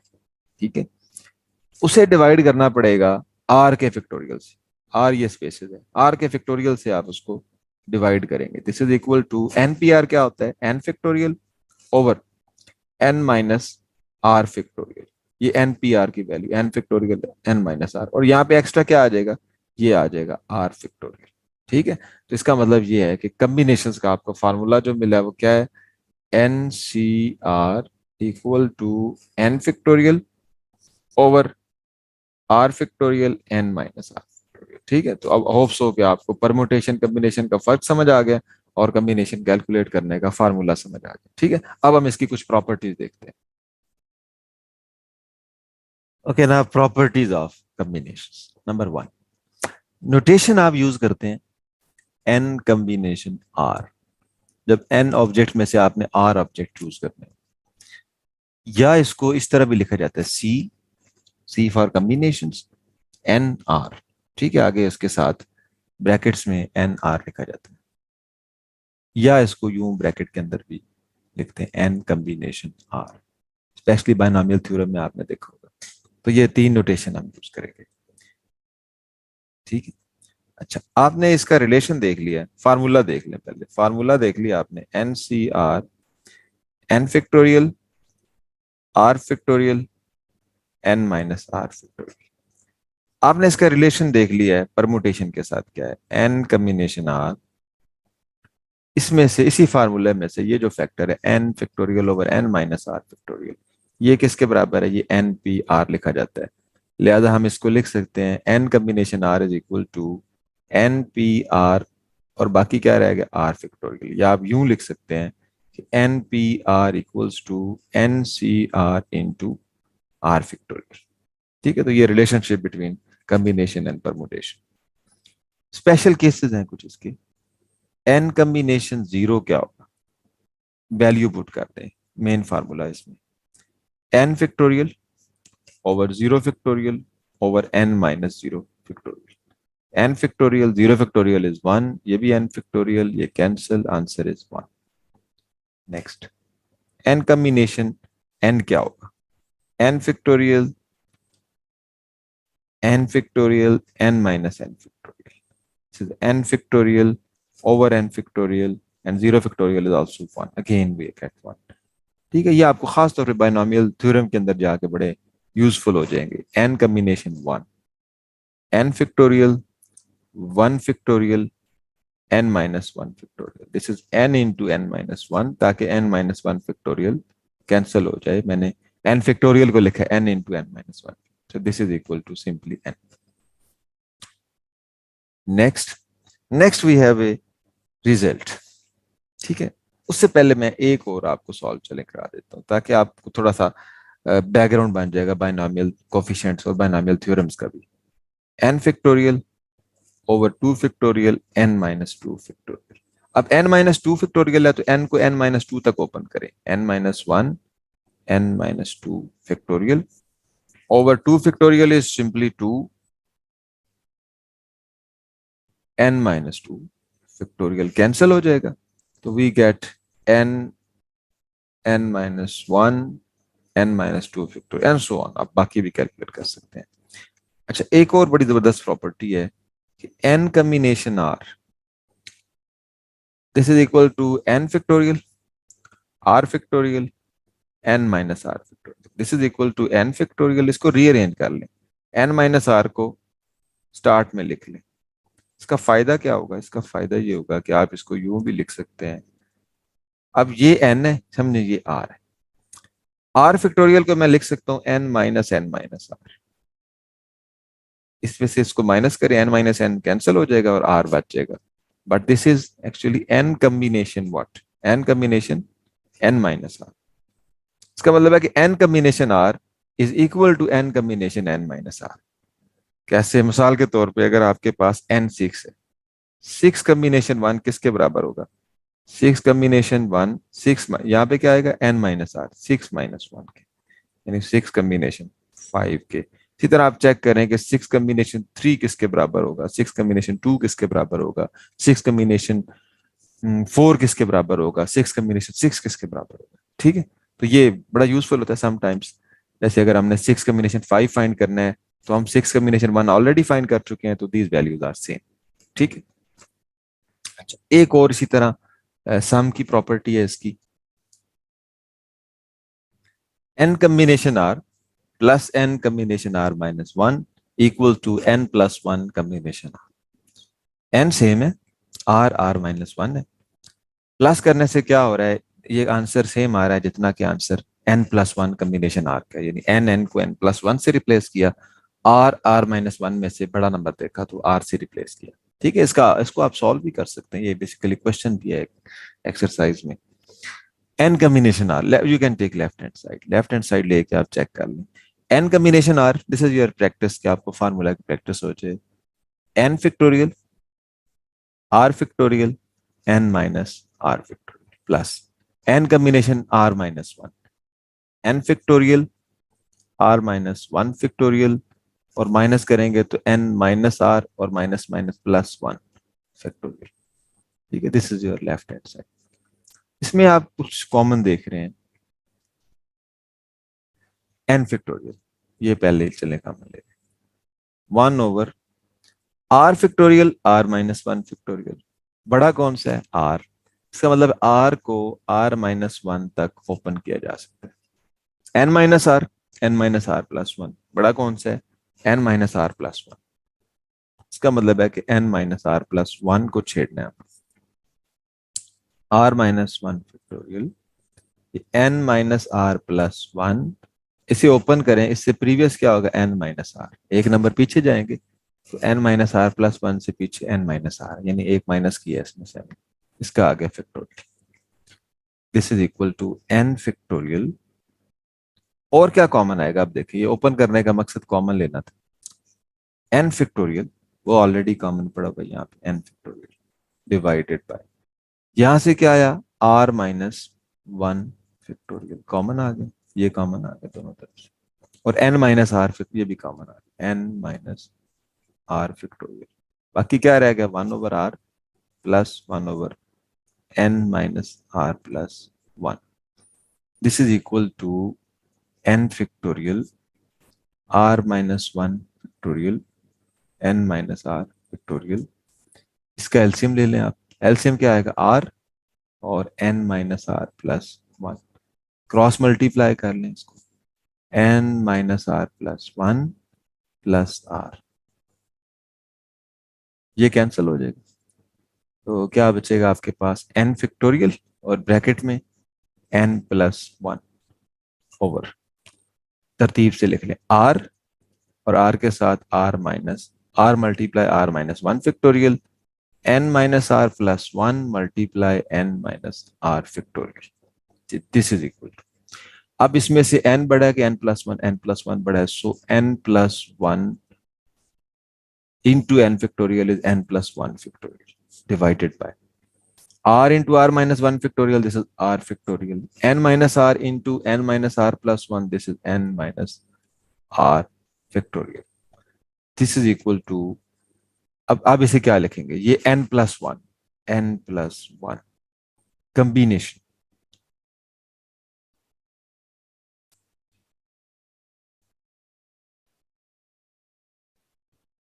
क्योंकि n में से n माइनस आर प्लस 1 बड़ा है तो ये आ गया। अच्छा, इसे कॉम्बिनेशन ये कैसे मैं लिख रहा हूँ, ये देखें जरा, n+1 फैक्टोरियल, ये हो गया n की जगह पे, यहाँ पे आ गया n+1 ओवर, अब ये r फैक्टोरियल है। अब यहाँ क्या होना चाहिए, इन दोनों को माइनस करके, तो ये देखिए n+1 माइनस आर, तो यही यहाँ पे लिखा हुआ है। तो इसका मतलब हम इसको n+1 कॉम्बिनेशन r लिख सकते हैं, and this is the right hand side. ठीक है, तो ये इसकी सारी चीजें हैं। अब नेक्स्ट इसकी इन सारे फार्मूलों की और प्रॉपर्टीज की प्रैक्टिस अभी हम करते हैं नेक्स्ट आगे एमसीक्यूज के अंदर। ठीक है, चले, थैंक यू वेरी मच। हमारा टॉपिक है प्रोबेबिलिटी। प्रोबेबिलिटी लफ्ज से ही आपके जेहन में जो मीनिंग आएंगे वो आएंगे कि जैसे किसी चीज के इम्कान की बात की जाएगी कि किसी चीज के होने का इम्कान क्या है, या किसी चीज के बारे में पेशगोई की जाएगी, या कुछ प्रिडिक्शंस की जाएंगी। देखिए, लाइफ में ये बड़ा इंपॉर्टेंट है और बार बार हमें इससे वास्ता पड़ता है। साल के तौर पे आपने आसमान पे बादल देखे तो आप पेशगोई करना चाहते हैं कि बारिश होगी या नहीं होगी। ठीक है, आपको पता है कि आज काउंटिंग होगी वजीर आला के इंतखाब के लिए, तो आप मुख्तलिफ किस्म की पेशगोइयां देख रहे होंगे कि किस पार्टी के अरकान पूरे होंगे या नहीं होंगे, कौन इलेक्शन, कौन ये काउंटिंग जो है वो जीतेगा। इसी तरह एक क्रिकेट मैच है, उससे पहले पेशगोइयां की जाती हैं कि ये कौन जीतेगा, कौन हारेगा। ठीक है, टॉस करने जा रहे होते हैं तो पेशगोइयां हो रही होती हैं कि ये टॉस कौन जीतेगा, कौन हारेगा। इसी तरह लाइफ के बहुत सारे मामलात में आप पेपर में एक गैस बना रहे होते हैं कि कौन कौन से सवाल आने के कितने चांसेस हैं, इस बार कौन से सवाल आएंगे, कौन से नहीं आएंगे। ठीक है, तो ये सारा प्रोबेबिलिटी कहलाता है। हमारी लाइफ में इसकी बहुत सारी एप्लीकेशन है। यहाँ हम अंदाजन काम ले रहे होते हैं, एक पेशगोई कर रहे होते हैं जो सही भी हो सकती है या गलत भी हो सकती है। मैथमेटिक्स ने इस चैलेंज को एक्सेप्ट किया है और एक मैथमेटिक्स का एक ये बड़ा वसी टॉपिक है, प्रोबेबिलिटी का एक पूरा सब्जेक्ट है। इसके अंदर एक सिस्टमेटिक वे में स्टडी किया जाता है और किसी भी इवेंट के होने के जो चांसेस हैं उसे कैलकुलेट किया जाता है, उसकी कीमत निकाली जाती है। ठीक है, लिहाजा प्रोबेबिलिटी बुनियादी तौर पे हमारे नजदीक एक न्यूमेरिकल, एक अददी कीमत है किसी वाकये के होने के चांसेस के बारे में, कि इसके कितने चांस। ठीक है, इसकी सिस्टमेटिक एक्सप्लेनेशन पे जाने से पहले हम कुछ एग्जांपल ले रहे हैं। देखिए, फर्ज करें कि एक टॉस हो रहा है। ठीक है, टॉस के लिए एक फेयर कॉइन यूज होता है, यानी एक सिक्का इस्तेमाल करते हैं, और एक साइड उसकी उसको हेड कहते हैं तो दूसरी साइड को हम टेल कहते हैं। ठीक है, अगर हम एक टॉस करते हैं तो हम टॉस के बाद देखना चाहते हैं हेड आता है या टेल आता है, तो फेयर कॉइन का मतलब ये होता है कि ये ना हो कि सिक्के ही आपने ऐसा लिया हो जिसके दोनों तरफ हेड हो या दोनों तरफ टेल हो, वो फेयर कॉइन नहीं होगा। ठीक है।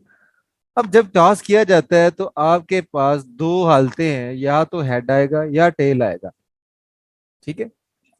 अब आप पेशगोइयां करते हैं कि हेड आएगा या टेल आएगा, तो इनके चांसेस कितने हैं, कि हेड के चांसेस कितने हैं या टेल के चांसेस कितने हैं।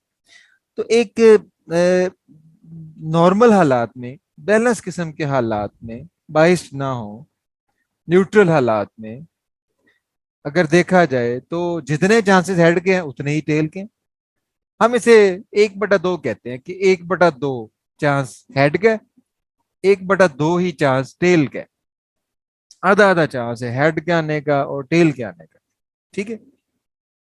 अच्छा, एक और एग्जांपल ले लेते हैं थोड़ा और समझने के लिए। जैसे हम लूडो खेलते हैं तो हम एक डाइस रोल करते हैं।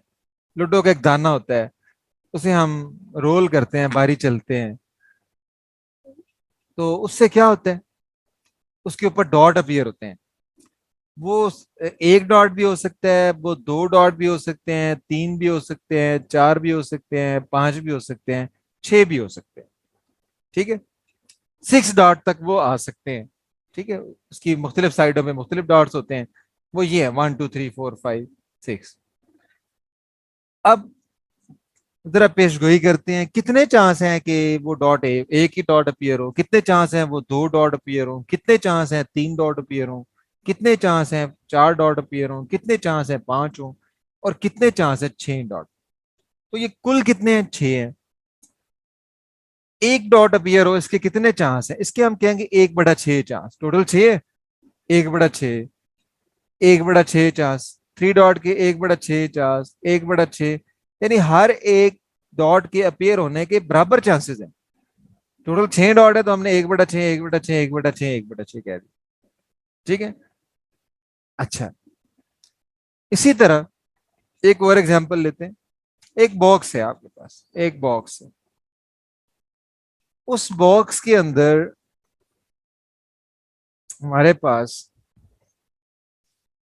3 ग्रीन बॉल्स हैं, 4 रेड बॉल्स हैं। ठीक है।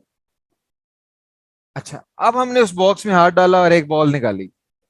क्या चांस है, कितने चांस हैं कि वो बॉल ग्रीन होगी, कितने चांस हैं वो बॉल रेड हो। अभी मैं आपसे जस्ट गपशप कर रहा हूं, हम सिस्टमेटिक वे में पढ़ेंगे बाद में। 3 ग्रीन बॉल है, 4 रेड बॉल है। एक बॉल निकाला, कितने चांस हैं कि वो ग्रीन होगी। ग्रीन टोटल 3 थे, और कुल बॉल कितने हैं, 7। यानी 7 में से 3 ग्रीन बॉल है, तो इसके चांसेस 3/7 है। 7 में से 4 जो हैं वो रेड बॉल, इसके चांसेस 4/7 है। और अगर मैं आपसे ये पूछूं कि कितने चांसेस हैं कि वो जो बॉल आप निकाल रहे हैं वो वाइट होगी, तो वाइट तो इसमें बॉल है ही कोई नहीं, 0 चांस। या 0/7 कह लें, क्योंकि 7 बॉल हैं उनमें से 0 चांस, वाइट क्या 0 चांस। ठीक है। और अगर मैं आपसे ये कहूं कि एक बॉक्स है, उसके अंदर सिर्फ है ही वाइट बॉल्स। ठीक है ही सिर्फ वाइट बॉल्स। और अब मुझे आप बताएं कि उस बॉक्स में से हमने कुछ बॉल निकाले, और कितने चांस हैं कि वो बॉल वाइट होगा। तो उसमें एक ही तरह का बॉल है, वाइट ही बॉल चाहिए आपको। तो आप कहेंगे कि ये लाजमी तौर पे वाइट, जो बॉल निकालेंगे वाइट होगा, क्योंकि इसके अंदर वाइट ही बॉल है। इसका चांस 1 है। ठीक है। तो हम इस तरह से इस चांस को जाहिर करने के लिए हम नंबर्स यूज करते हैं। किसी चीज ने अगर सिरे से होना ही नहीं है, उसकी वैल्यू 0 कर देते हैं। और किसी चीज, मिसाल के तौर पे भाई ये दो ग्रीन और रेड बॉल थे, व्हाइट बॉल ने तो कभी आना नहीं बाहर, इसकी वैल्यू 0 कर दी। और अगर एक डिब्बे में व्हाइट ही बॉल पड़े हैं तो एक बॉल जो निकालना है वो लाजमी व्हाइट होगा, इसकी प्रोबेबिलिटी 1 कर दी। क्यों होता है ये भी मैं आपको बताऊंगा। ठीक है। तो आज के हमारे टॉपिक में बेसिक हमारी बहस ये है कि किसी चीज के वकू पजीर होने की जो पेशगोई हम करते हैं, उसे जरा सिस्टमेटिक करना है मैथमेटिक्स की टर्म्स में। ये मैंने आपके सामने एग्जांपल दिए हैं।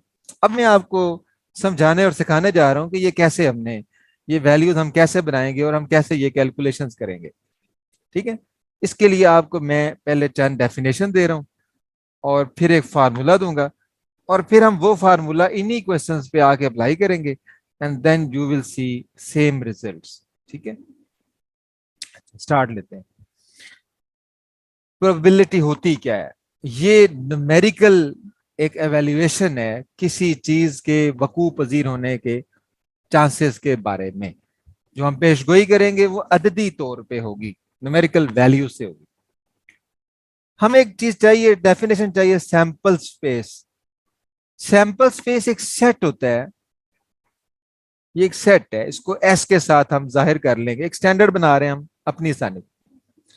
सैंपल स्पेस में वो सारी आउटकम्स होती हैं, वो सारे इम्कानात होते हैं जो होने जा रहे होते हैं। साल के तौर पे आप टॉस कर रहे हैं, तो आपके पास आउटकम क्या है? या हेड है या टेल है। इसे हम सैंपल स्पेस कहेंगे, सेट ऑफ ऑल आउटकम्स। आप एक डाइस को रोल करते हैं, तो आपके पास आउटपुट है क्या क्या, यानी ऑल पॉसिबल आउटकम क्या क्या है जिनमें से आपको कुछ देखना है। ऑल पॉसिबल आउटकम ये है कि एक डॉट आएगा, दो, तीन, चार, पांच या छह। ठीक है, ये एग्जांपल है सैंपल स्पेस की। यानी सबसे पहले आप जो हो रहा होता है एक्सपेरिमेंट या जो काम हो रहा होता है, उसमें देखें हो क्या सकता है। टॉस कर रहे हैं, क्या हो सकता है? हेड आ सकता है, टेल, इसका एक सेट बना लिया। डाइस रोल किया, क्या हो सकता है? डॉट अपीयर हो सकते हैं, कितने? 1 2 3 4 5 6, इस तरह करके। तो ये होगी सैंपल, सैंपल स्पेस हमेशा सबसे पहले सैंपल स्पेस लिखा करेंगे। क्वेश्चन पढ़ेंगे, देखेंगे इस इवेंट, इस एक्सपेरिमेंट में है क्या, आउटकम क्या क्या है। अच्छा, दूसरी चीज, इवेंट। इवेंट वो हालत है, वो चीज है जो हमें चाहिए। साल के तौर पे हम चाहते हैं कि हेड अपीयर हो, हम देखना चाहते हैं कि हेड अपीयर होने के कितने चांसेस हैं। तो हमारा इवेंट क्या होगा? हेड होगा। इसे हम ई के साथ जाहिर करते हैं। अगर हम देखना चाहते हैं चांस कि टेल अपीयर हो, तो हमारा इवेंट क्या होगा? वो टेल होगी। सेकेंड एक्सपेरिमेंट में जो डाई रोल करते हैं, सैंपल स्पेस लिखा है, 1 से लेके 6 डॉट है। फर्ज करें हमारा जो इवेंट है वो ये है, हम ये चाहते हैं कि चांसेस कैलकुलेट करें कि how many chances are there कि जो डॉट अपीयर हो वो इवन हो, इवन डॉट्स। कितने चांस हैं कि जो ऊपर डॉट अपीयर होंगे वो इवन होंगे? इवन कौन कौन से होते हैं? ये 2 इवन है, 4 इवन है, 6 इवन है। तो ई में क्या क्या आ जाएगा? ई में आ जाएगा 2, 4 एंड 6। तो ई से मुराद है कि जो आपको इसमें से सैंपल स्पेस में जो आउटपुट पड़ी है, आपको इसमें से कौन सी आउटपुट चाहिए जिसकी आप प्रोबेबिलिटी कैलकुलेट करना चाहते हैं। ठीक है, और आप देख रहे हैं ई हमेशा सबसेट है, एस, एस से लिया जाता है। ठीक है, अच्छा, आप इनकी तादाद को भी लिख सकते हैं। मैथमेटिक्स में हम इनकी तादाद कैसे लिखते हैं? N, number of element in S. N S, यहाँ पे एन एस क्या है? 2 है। यहाँ पे एन एस क्या है? एस पे कितने नंबर है, तादाद क्या है? 6 है। N n S, number of element in S. इसी तरह एन ई क्या होगा? Number of elements in E. E में इसमें तादाद क्या है? 1 है। इसमें क्या है? नंबर ऑफ एलिमेंट इन ई, इसमें क्या है? 3 है। ठीक है, होप सो आप ये दो चीजें समझ गए होंगे। सैंपल स्पेस, सारी आउटकम लिख लें पहले, उसकी तादाद चेक कर लें। इवेंट लिख लें जो आपको चाहिए, उसकी तादाद चेक कर लें। अब फार्मूला देखते हैं कि प्रोबेबिलिटी कैलकुलेट करने का फार्मूला क्या है। तो प्रोबेबिलिटी कैलकुलेशन का फार्मूला ये है कि प्रोबेबिलिटी ई की, जो आप जिसकी प्रोबेबिलिटी जानना चाहते हैं, is equal to number of element in E, जो आपको चाहिए बीच में से, जो आउटकम आपको चाहिए वो, over total outcomes, number of element in S. ये आपका फार्मूला है जो आपको प्रोबेबिलिटी दिया करेगा। Number of element of E, number of element, this is due to Laplace. अच्छा, इन एग्जाम्पल पे अप्लाई करते चले जाते हैं। अगर आप इन एग्जाम्पल पे अप्लाई करते हैं, तो प्रोबेबिलिटी ऑफ ई, ई क्या? हेड। एक टॉस में हेड आने के चांसेस कितने हैं? Number of element in E over number of element in S. E में कितने एलिमेंट हैं? 1। एस में कितने हैं? 2। तो हेड की प्रोबेबिलिटी क्या है? 1/2। अगर यहाँ टेल होता तब भी आंसर आप समझ सकते हैं सेम आना था। हेड की और टेल की प्रोबेबिलिटी सेम है, 1/2 1/2। इवन डॉट के अपीयर होने के चांसेस कितने हैं? टोटल डॉट्स कितने हैं? 6। टोटल आउटकम कितनी है? 6। आपको इवन चाहिए, इवन कितने हैं? 2 4 6, ये भी 3 है। प्रोबेबिलिटी कितनी इसकी निकालेंगे इवन डॉट्स की? तो फार्मूला क्या होगा? Number of element in E, number of element in S. ये क्या आ जाएगा? 3/6। ये भी आ गया 1/2, हाफ, क्योंकि हाफ इवन है हाफ ऑड है। ये क्वेश्चन कई तरह से आ सकता है। आपसे इवन डॉट के बारे में पूछा जा सकता है, आपसे ऑड डॉट्स के बारे में पूछा जा सकता है, आपसे प्राइम डॉट्स के बारे में, आपसे कंपोजिट डॉट्स के बारे में, आपसे मल्टीपल ऑफ 3 के बारे में, आपसे मल्टीपल ऑफ 2 के बारे में। बहुत सारे तरीके से ये क्वेश्चन आपसे पूछा जा सकता है। कुछ रिजल्ट्स हम देख सकते हैं इस फार्मूला की मदद से। थोड़ा सा हम एनालाइज करते हैं इस रिजल्ट को। फार्मूला जरा याद रखें अपने जहन में। फार्मूला क्या है हमारे पास? हमारा फार्मूला क्या? फार्मूला ये है कि किसी भी इवेंट की अगर आपने प्रोबेबिलिटी देखनी है तो आप दो चीजों की तादाद देखेंगे। एक, सारी आउटकम देखेंगे कितनी है, टोटल आउटकम कितनी है आपके पास, वो देखेंगे। दूसरा, आपको जो चाहिए है बीच में से वो कितनी है वो देखेंगे। उसे डिवाइड करेंगे तो आपके पास जो आंसर आएगा उसे हम प्रोबेबिलिटी मान लेंगे कि ये इसके इम्कान को जाहिर करते हैं, इसके इम्कान की एक वैल्यू है। ठीक है, थोड़ा सा हम इसका एनालिसिस कर लेते हैं इस फार्मूला का। हमारा फार्मूला, हमने ये देखा है कि जो ई के अंदर एलिमेंट की तादाद होती है वो कम होती है या मैक्सिमम उसके बराबर हो सकती है एस के अंदर। यानी एस क्या है? All possible outcome. ई उसका सबसेट है। तो इसके अंदर जो एलिमेंट्स हैं वो लेस इक्वल है number of element in S से। आप दोनों तरफ number of elements in S से डिवाइड कर लें तो आपके पास रिजल्ट बनेगा, ये बन जाएगा प्रोबेबिलिटी ऑफ ई का फार्मूला बन जाएगा। तो इसका मतलब क्या है? प्रोबेबिलिटी ऑफ ई जो है ये लेस इक्वल है 1 से। ठीक है, और दूसरी तरफ क्योंकि ये नंबर है, 0 हो सकता है लेकिन नेगेटिव नहीं हो सकता, तो इसकी वैल्यू, इसका मतलब है कि कम से कम 0 हो सकती है और ज्यादा से ज्यादा जब ई और एस एक जैसे हो तो 1 हो सकती है। तो पहला रिजल्ट तो ये पहला तो ये रख लेना याद, फार्मूला याद रख लें। दूसरे नंबर पे ये याद रख लें, प्रोबेबिलिटी किसी भी इवेंट की जो है वो 0 1 के दरमियान होती है। तीसरी बात ये याद रखें कि प्रोबेबिलिटी किसी भी इवेंट की अगर 0 हो तो इसका मतलब होता है कि ये इम्पॉसिबल इवेंट है। इम्पॉसिबल, कि ये काम हो ही नहीं सकता।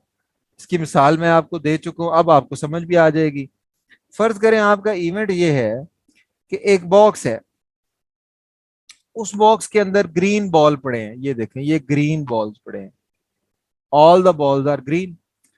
आपका जो सैंपल स्पेस है वो क्या है? वो ग्रीन बॉल्स। आपसे मैं कहता हूं कि प्रोबेबिलिटी फाइंड करें कि आप इसमें से एक बॉल निकालते हैं तो वो बॉल व्हाइट होता है। अब सैंपल स्पेस में व्हाइट तो है ही नहीं, तो लिहाजा इवेंट आपका खाली है, 0। तो प्रोबेबिलिटी क्या होगी इसकी? आप वैसे भी समझ सकते हैं कि सारे जब ग्रीन बॉल पड़े हैं तो इसमें से व्हाइट बॉल तो नहीं आएगा। इसका मतलब इसकी जो प्रोबेबिलिटी है वो 0 है, क्योंकि ई में तादाद 0 है, इसमें 1 है, 0/1 0 आ जाएगा। तो ऐसे इवेंट को इम्पॉसिबल इवेंट कहते हैं। यानी जब आपका कोई इम्पॉसिबल हो ना काम, तब आपकी प्रोबेबिलिटी जो है वो 0 होगी। 1 कब होगी?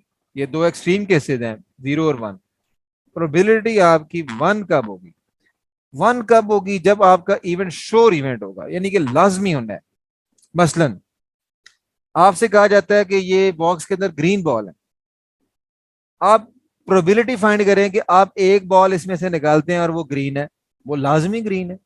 आपका सैंपल स्पेस में भी ग्रीन बॉल है, प्रोबेबिलिटी भी आप ग्रीन की फाइंड करना चाहते हैं, इसकी तादाद भी 1 है, इसकी भी 1 है, तो 1/1 क्या हो जाएगा? 1। तो आंसर क्या आएगा? 1। तो ऐसे इवेंट लाजमी होता है, उसको श्योर इवेंट कहते हैं।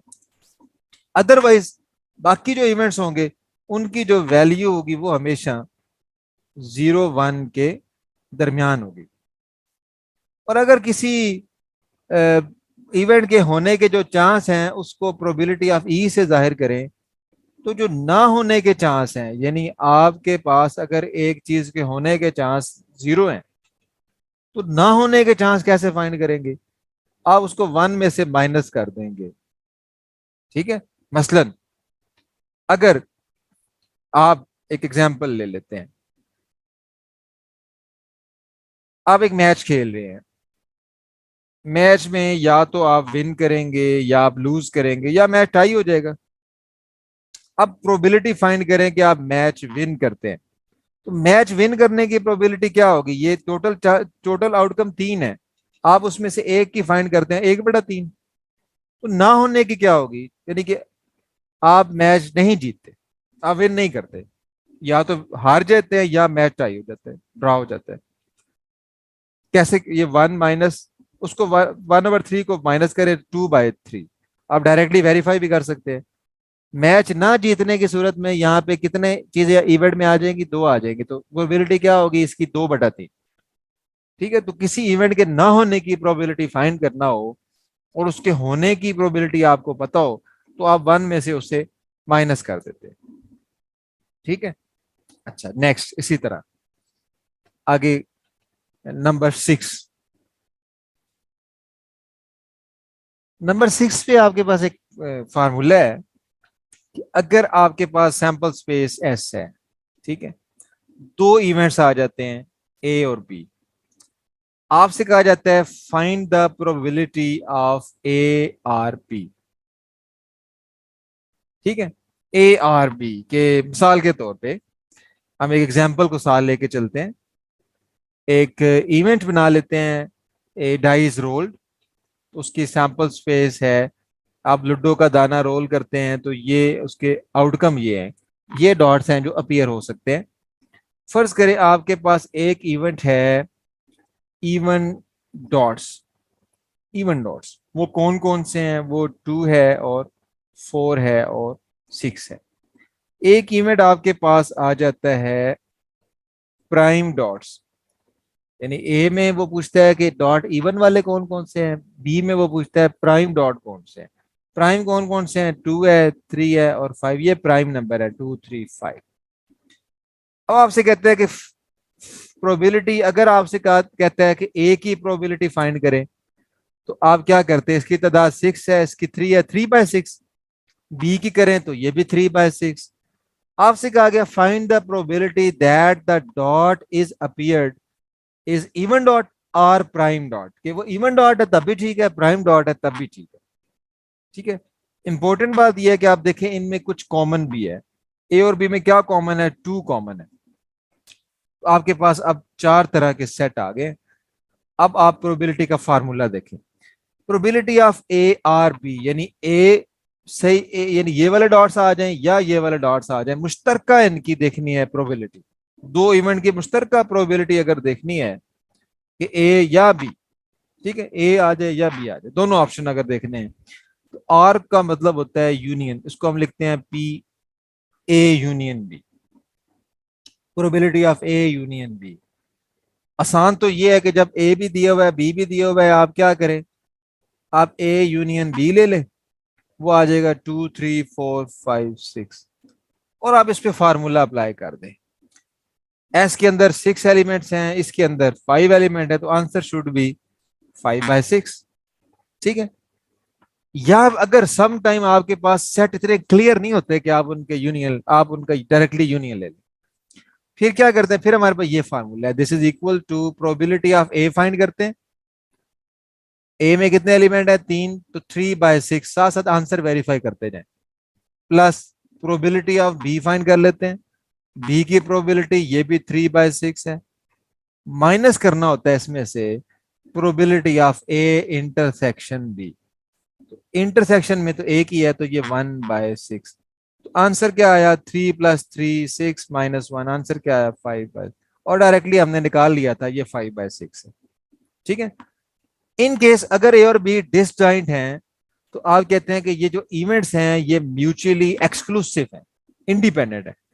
उस सूरत में P A union B, probability of A union B is probability of A plus probability of B, ये बन जाएगा। ठीक है, अच्छा लास्ट फार्मूला इसमें है एंड का। Probability of A and B, या वर्ड यूज होगा क्वेश्चन में, आप प्रैक्टिस करेंगे जब एमसीक्यूज में आप देखिएगा, या वर्ड यूज होगा बोथ का, probability of A and B आएगा या probability of A and B both आएगा। ठीक है, इस सूरत में आपका जो फार्मूला होगा वो होगा पी प्रोबेबिलिटी या ए इंटरसेक्शन बी। ठीक है, और इसमें भी इंपॉर्टेंट बात यह है कि A and B are mutually exclusive independent. ठीक है, यानी ए बी पे डिपेंड नहीं करता और बी ए पे डिपेंड नहीं करता। Probability of A intersection B, मिसाल के तौर पे फर्ज करें एक शख्स की उम्र बताई जाती है, दूसरे शख्स की उम्र बताई जाती है और पूछा जाता है कि 10 साल बाद प्रोबेबिलिटी फाइंड करें कि दोनों जिंदा होंगे। ठीक है, तो आप इस फार्मूला से करेंगे। क्यों? क्योंकि दोनों की जिंदगी एक दूसरे पे इन जनरल डिपेंड नहीं करती।